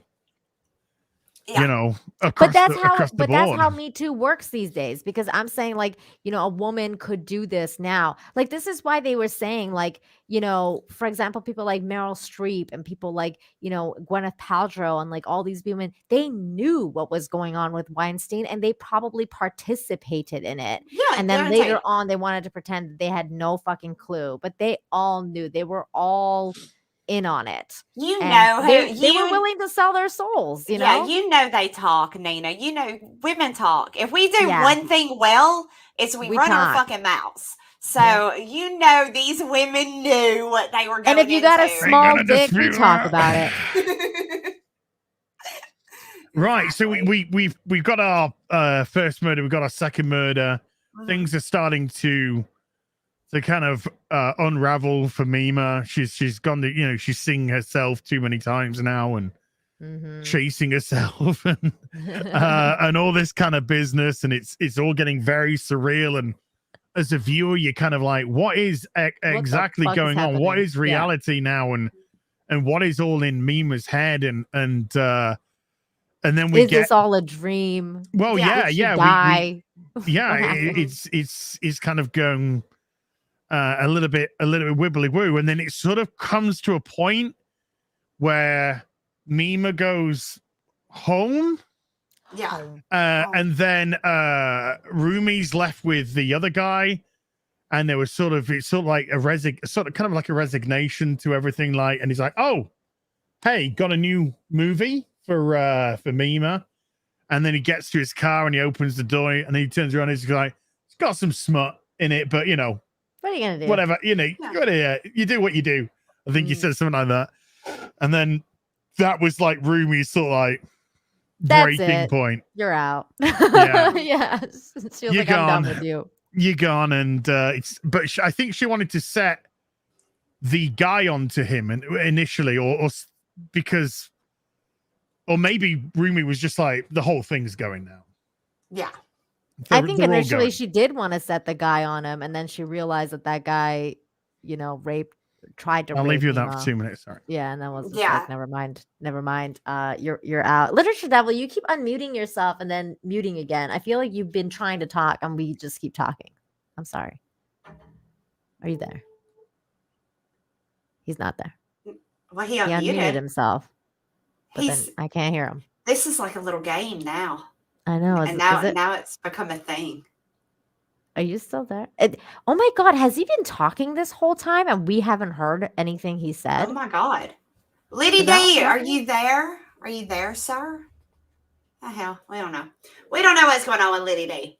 But no, he says looks like internet troubles. Oh no. Oh no. Oh no. Oh, thank you so much. Thank you. What'd you get? Vanilla frappuccino and a hot chocolate.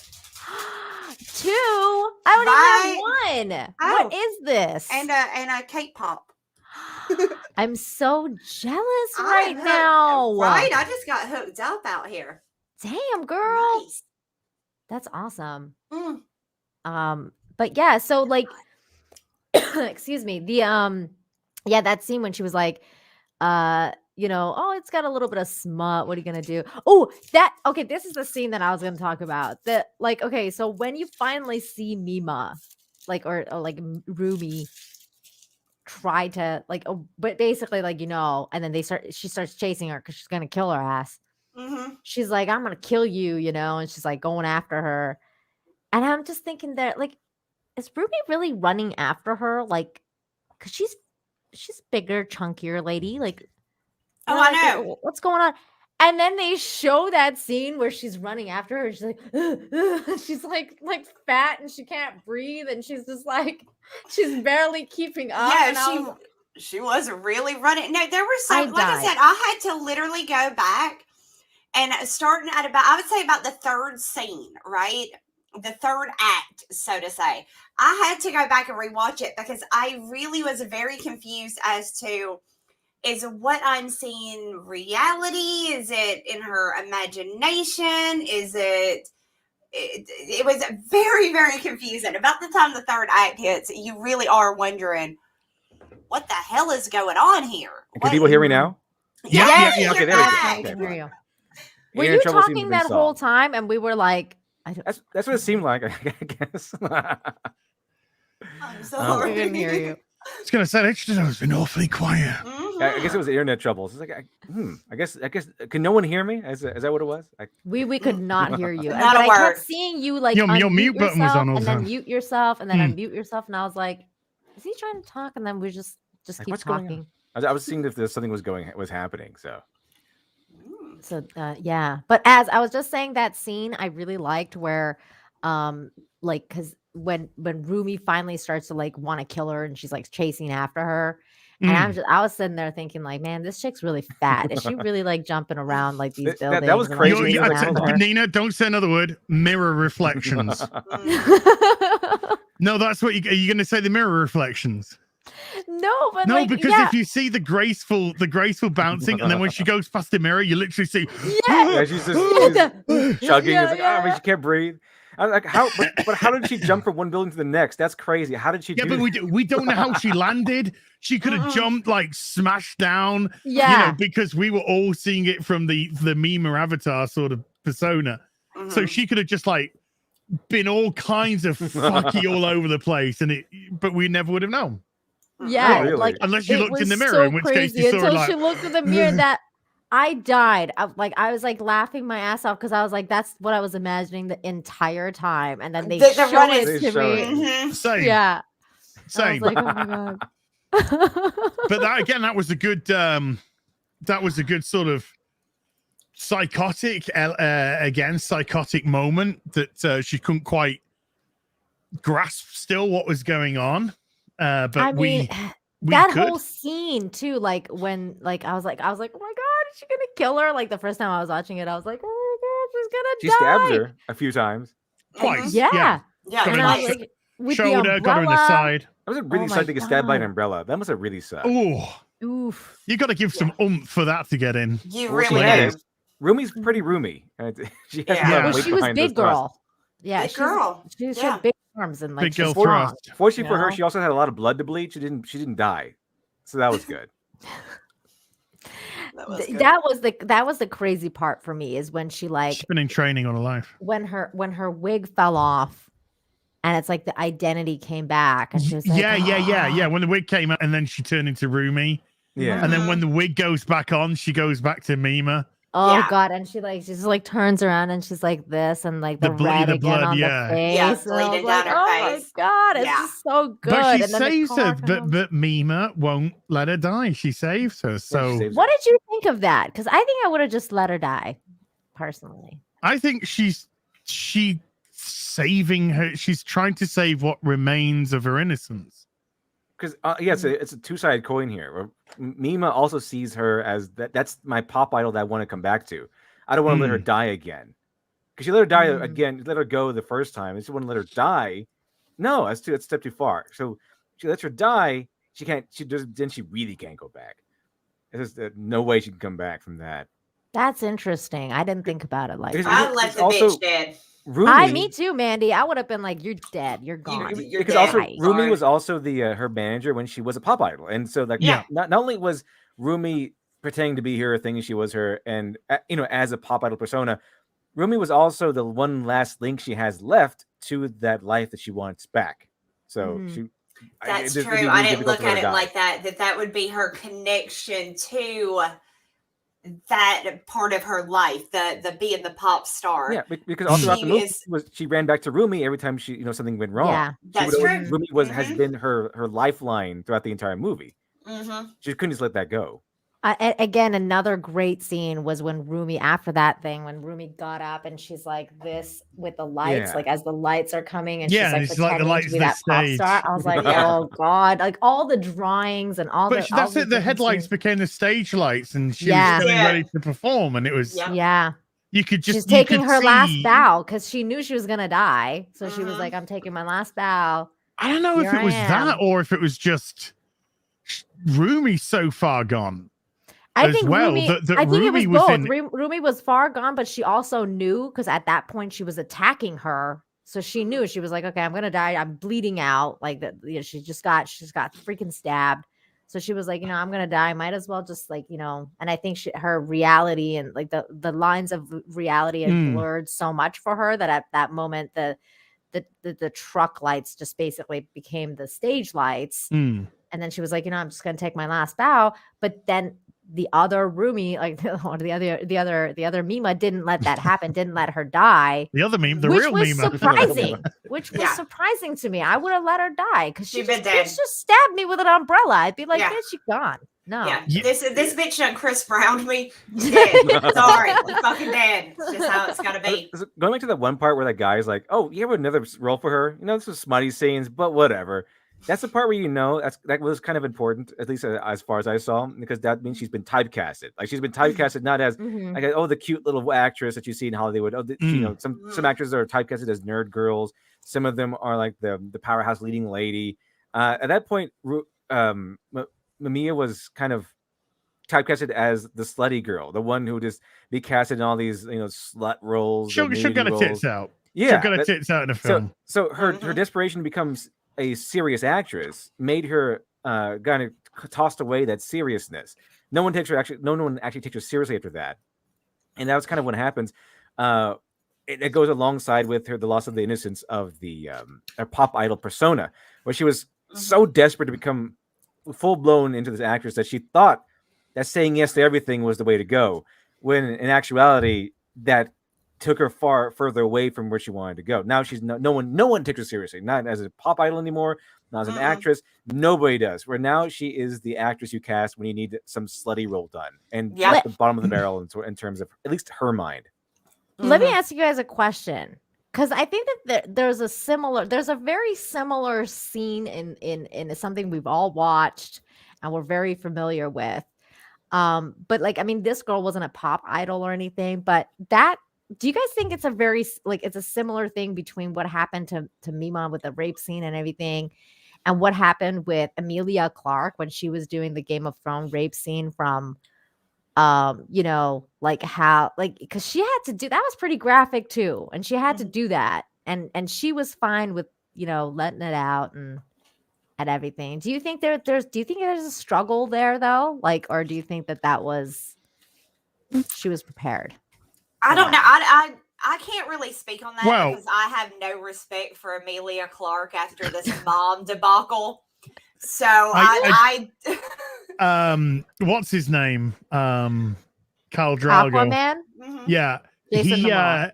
To try and make those scenes more light for Amelia, he wore a sock puppet on his cock.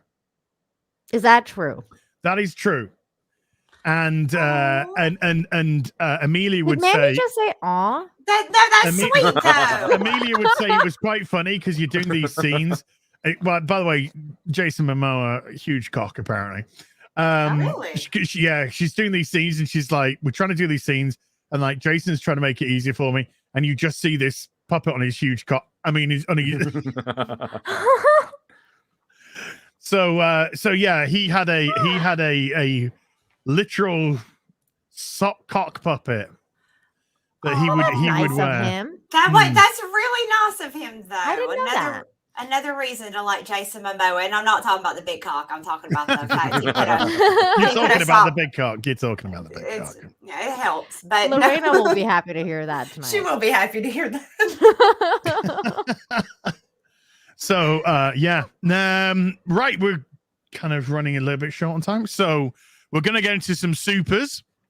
Let's see if we've got some questions as regards to this. Start off with Kubus SC7 with a €5, who says, was as a good boy and watched Arcane. I didn't get to see it this weekend, sorry. Drinker at least watched some episodes according to his Twitter. Don't let a drunkard surpass you. I will watch Arcane. If I don't get to, I'll get over it during the Christmas period. But I have heard it's good shit, so I am looking forward to watching it. A lot of people have told me to watch it. Spy721 with $2 says, this is the greatest anime love story. Oh my god. Okay. Incredible. All kinds of love. Yeah. All kinds. Psycho love is the best. It was based on a true love story of Bjork's love, Bjork's. Yeah, stalker, I read the article you sent. What a nice guy. Yeah, it was great. Very nice guy. Like, hashtag nice guy TM. Yeah, he probably should have like waited for the. Never mind, he's dead. He should have probably waited for the package to arrive before blowing his brains out. Before he blew his brains out. Yeah, that might be a good idea. See if it worked or not, because it didn't work. He's there waiting at the pearly gates. Yeah, come on. She stood me up. That bitch. It's been 12 years. It's been 22 years now. Pierre, come on. Open it up. Yeah. Where are you? And then there's Michael just like, dude, you ain't coming in. Nah. You ain't why are you coming even in here? You're not coming in the oven. The hell's over there? Why are we yeah, you're going down Move that along, staircase over there. that little slide. You're going down that loopy slide down there. No, go, no loitering at the pearly gates, okay? Read the sign. No loitering. No loitering. Yeah. Megan Jerkak with a $5 says, literally, watch this movie for the first time this weekend. So cool that you're covering it today. Much love to the panel and chat. Thank you, Megan. It is a great film. Mm-hmm. It is a great film. Mm-hmm. Darius Munchausen with a $1.50. What's up? Hey, Darius. Good to see you. Boobs. Brown Gajan, what? With a... Don't judge me, Nina. Boobies. No, we need boobies emojis. We need boobies member emojis. We'll think of some. I don't know how many. I need to check see if I've got any extras. I've probably got some extras. Slots, that is, for boobs. Brown Gajan with a $2 says, we lost the director Satoshi Kon too soon. Yeah, he died 2010, pancreatic cancer. Yeah. 46. Aww. He was just getting started. He was. That's sad. Mm-hmm. Very sad. You always seem to lose the good ones. I know, yeah. That's why I'm going to live forever. He was brilliant, though, man. He also did another movie called Tokyo Godfathers. Yeah, somebody's told me to watch that. I haven't seen that one. That one I haven't seen. I'm planning to watch that one. Is okay? This is the one that you tell people, like, okay, don't tell me that anime wasn't woke to begin with, because it's literally about like a trans. It's like a cross-dressing couple raising a daughter. Like it's like they're like a trans couple raising a daughter, and it's not like this. Okay, it's not like the same kind of movie at all. It's very, very interesting. Okay. Well sold. Arisa Adisaka, the fancy goose, with a $2 says, may I suggest Urasawa's Monster? Great adaptation. I love Monster. I'll check it out. Marksman of 117B with a $5 says, if you love this, you should see his other work, Paranoia Agent. Only one season, but you won't forget it. Never forget. Beware, little slugger. I recommend Paranoia Agent. It's a lot of fun. Eric K with a $2 says, love the panel as. Not half as much as I have. Oh, sweet. Yay. sweet. It was a little gay, but it was sweet. Yeah. Yay. Feelings are dumb, okay? Feelings are dumb. Cis, maybe, with a $5 says, talking about anime, tell me this is going to be a regular thing. Love the panel, by the way, Nina, Mandy, and of course, Literature Devil. Muchos lovos. When it's up to the panel, and it's up to you guys. I love this. I love this. Y'all were showing me all kinds of good anime. Well, we should do Millennial Actress next. Not last week. Last week I was thinking Ghost in the Shell. Ooh, I'm always down I'm already, for that. I'm already finished. Fine, I'm ready to go. Ghost in the Shell. I got one, Ghost in the Shell. I got Standalone Complex. I got them all. I got everything. 95 Ghost in the Shell, wasn't it? I got like 3 versions of that movie. Let's go. Let's go, baby. Let's go. There's the major. Yeah, there's the major. That's from Standalone Complex. Yeah. Nina, we're talking classic movie, right? Like classic. We're talking the movie, the 95 movie Ghost in the Shell. Yeah. Now, Nina, I'm writing this down, but just know that Sunday I'm going to DM you and ask you what the hell we're watching. No problem. I got you. Wolfsbane with a $5 says, for men, okay, in order to truly love someone, one must throw away the idolized form and pedestal of our attraction. Jordan B. Peterson. Paraphrased, he says. Basically, don't hold women up to some pedestal. They're just regular people. That you'll never reach. Yeah. True. To anyone. Bless you. Did you just burp boobs? Yeah. Yes. That's a skill. It's called a booby burp. That's impressive. All the time. I've trained myself to burp boobs. He does it all the time. I'm impressed with that. I pull a lot of women that way. I bet you do. I don't. Panties are hitting the floor like around the world right now from that. Some are sticking on walls. We're all very wet. Duh. Take a 610 with a $2 says, modern artists basically only make money touring. Well, that's, yeah, but modern artists would be also writing their own songs and etc. The pop idols, they're literally just, if they won like $400 a month, that's their wage. That's all they're getting, regardless of what they're doing. That's their living wage. We're going to do this tour. They might get a little bit of residual from the gate, but it wouldn't be much. Might a little bit bonus. And I think things have changed a little bit from 98. I think you know, there's more contracts that protect artists and blah blah blah blah blah. And hopefully you won't get a psychopath manager that wants to be you. It's kind of inevitable, I think. Yeah. Yeah. True. I think psycho managers, yeah. You have a psychopath something. Maybe not a manager. Yeah, you have a psychopath something.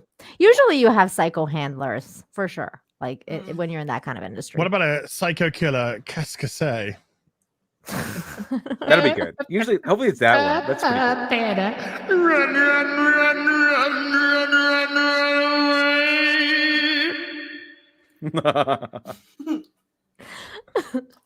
One of those.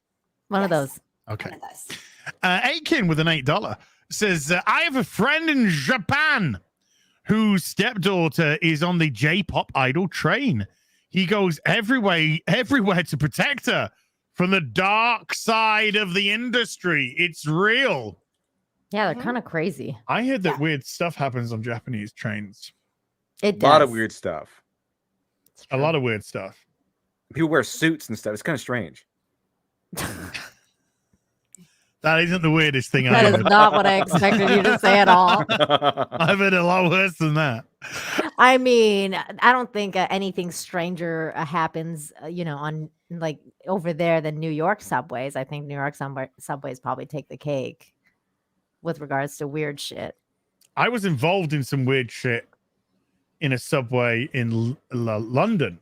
Oh, do tell. Yeah. I was visiting my sister and we got off the subway and there was and we're like, everyone's like one way and the other direction. People are like, and there was a woman, and we're coming up to a big flight of stairs and there was a woman in front of me who had a pram. And I just, when she got to the bottom step, I literally just like picked up the front of the pram. Aww. And we carried it to the top and then I let it down. And then she goes away and my sister's just like staring at me and I'm like, what? She's like, nobody helps anyone in London. You're like a rare person. The woman never thanked me, by the way. She didn't even say What? thank She didn't you. even thank you? No, when I put it down, she just went on. What a Wow. bitch. And then, but I tell Wow. you who did thank me, which I was very happy with, there were some Japanese girls when I was traveling somewhere. I don't even know which train station it was. I think it was Leeds, Sheffield, maybe Manchester. And this fucking Japanese woman, she's like, you probably early 20s, but she was like fucking 4'11". You know what I'm talking about? Yeah. Her suitcase was the size of her. So when we got Typical to this woman. staircase, I just literally took the hand. I said, just like nodded at her. I took the handle and carried the thing, and it's fucking heavy as well. Fucking cow. I carried the thing up the top of the stairs, put it down, and then she was just like, "Oh, thank you, thank you." Well, I mean, Oh, if you yeah, because Japanese people say thank you a lot. Yeah, like they are Canadians. very polite, and yeah, Oh, I'm pretty Az, sure you're if you such think a gentleman. My I have manners. Supreme gentleman. I'm a Brit. Yes. I'm We're pretty brought sure up that with manners. I would, if I were to pick up a woman's suitcase and it was light, I'd be really It suspicious. should tase you. That's not a woman then. Yeah, there's like something else going on That's here. a man, That's a man, baby. But I had a crazy thing happen to me on a subway once too, but it wasn't on a subway. It was like waiting for the subway. So At you a know that subway? part when part of your story where you said like people were getting in and out of the subway really fast and it's like the crazy chaos. This Asian lady almost like pushed me onto the tram as like the thing was coming once because she was crazy and she wanted to get on the train so fast that she pushed me and I almost fell over and I was like, lady, like, dude, you almost killed me. And it was a whole thing. She didn't say sorry either. What a rude bitch. Best I've ever seen is I was in New York and I saw a bum pissing on another bum's head. Oh God. I'm going to be honest. I say to That's watch. the kind of shit you see in New York. That's what I'm talking about. I was kind of into it. So Here's a pack of cigarettes. Pee on my head. You know that sort of thing. Oh my God. Right, moving on. Brightest Day for $2 says, all right, I need to watch this again. Yes, you do. Mr. Buttcrack Media, the sexiest butt crack on YouTube with a 150 Canadian.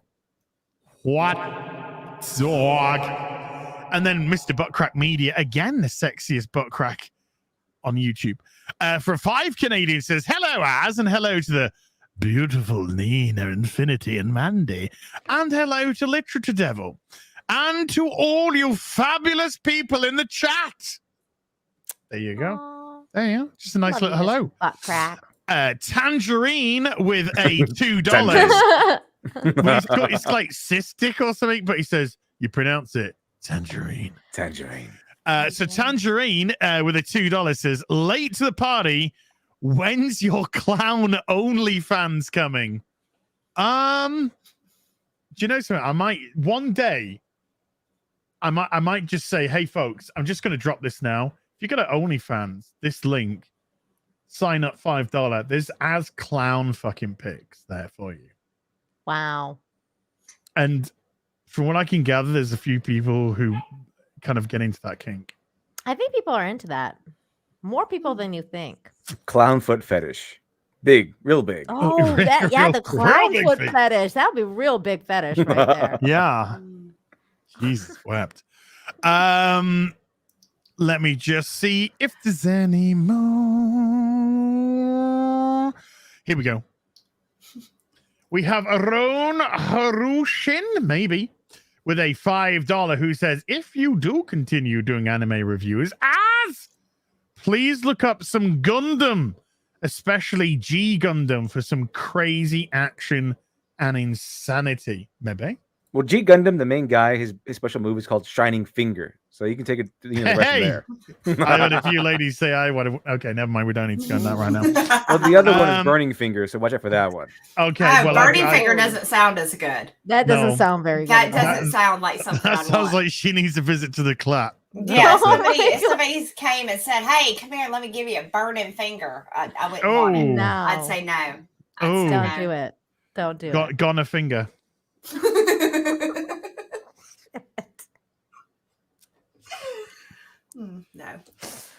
No, thanks. I'm not even going to say what I was going to say because that shouldn't even have to be said. Right. Ladies and gentlemen, we are at the end of this week's awesome anime. Now, I will say this panel, we are coming into the Christmas period. So I don't know if you want to adjourn until after Christmas so you can do other Christmassy events leading up to Christmas, or if you want to come back next Monday and we talk about some Ghost in the Shell. I'm up for it. I'm up for it. This is 2:00 in the afternoon for me. So, I mean, in all reality, I ain't missing out on shit. So, yeah, I'm good. It's 10 o'clock at night for me. I know it's so late for you. Yep. My day's getting started, so yeah, I'm good. Catch your things for £10. Says Backstreet Girls, ladies. Goku Dolls, a transgender girl band manga, have both anime and live action TV. True to the original. It's a gag manga, by the way. Gag, darling. Gag. It's gag, all right. It's gag, all right. Thank you very much indeed. Okay, then. Well, next Monday, 8 p.m. UK time, which is midday to the Pacificers, and 3 p.m. to the Easterners. I'd definitely do that to Major's ass. I would too. I might slap it a bit though, as well, you know. Anyway, we will be back next week for the movie. Is it 95? It is 95, isn't it? I think so. Yeah, 95. The 1995 Ghost in a Shell movie. That's going to be a heck of a discussion because oh my god, we got music, we got 95, visuals, baby. 95. We got Major, we got all kinds of wonderful shit to talk about with that. So huge thank you to my panel. Nina, would you like to plug anything, lady? Yes. Come and find me on my channel. Wednesdays, I talk about crazy clown world stuff. Fridays, I talk about good news on my channel. And Sundays, I talk about entertainment stuff.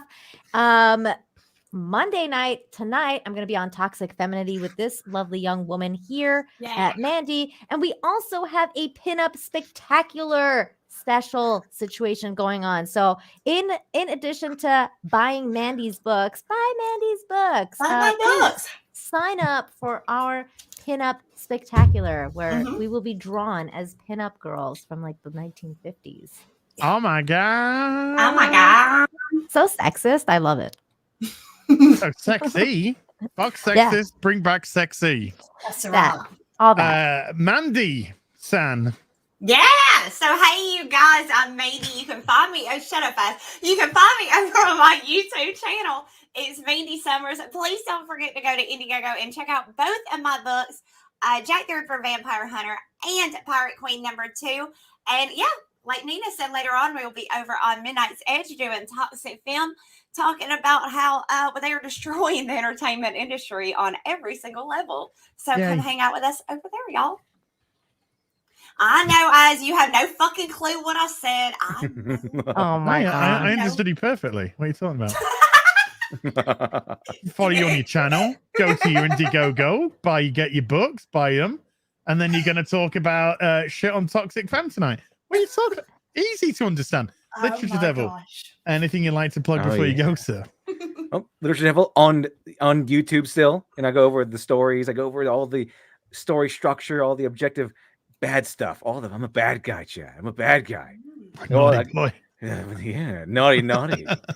I'm on Sandy's permanent nihilist. Gotta go over all the objectivity in art, which is so really just gives me AIDS every year. I like how it goes away. It says to give it back to you every year. It's kind of hilarious. Santa AIDS. Just do the same as Magic Johnson. You know. But also, but also I have Indiegogo still going on. Dr. Alpha Miracle Child still available. I've already placed the orders though. So if we get too close to me, too many orders being, too close to how many ordered, probably cut it off immediately. But as of right now, I have a little bit of room to go, and still wrestling with the printer. When I getting the order confirmed, it's a very large order. Want to get it right. But yeah, it's coming to the close. I've already set the order to the printer, which means it's going to come out pretty soon.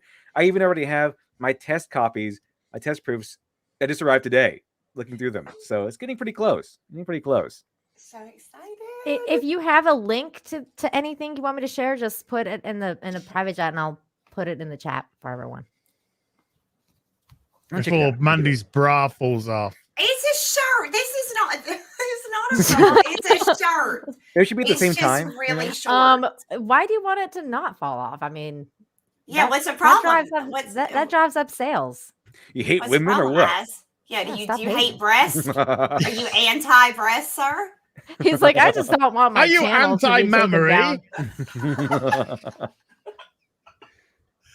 I've started a jihad on mammaries. It's ma'am. No, Netflix did that. Because titties. It's a holy war, baby.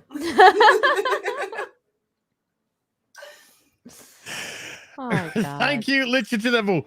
Massive thank you to everyone who came and watched tonight. Massive thank you to everyone who hit the super chat button, supported the channel as well. And we will be back next week with Ghost in the Shell. So until then, you take care. Bye for now.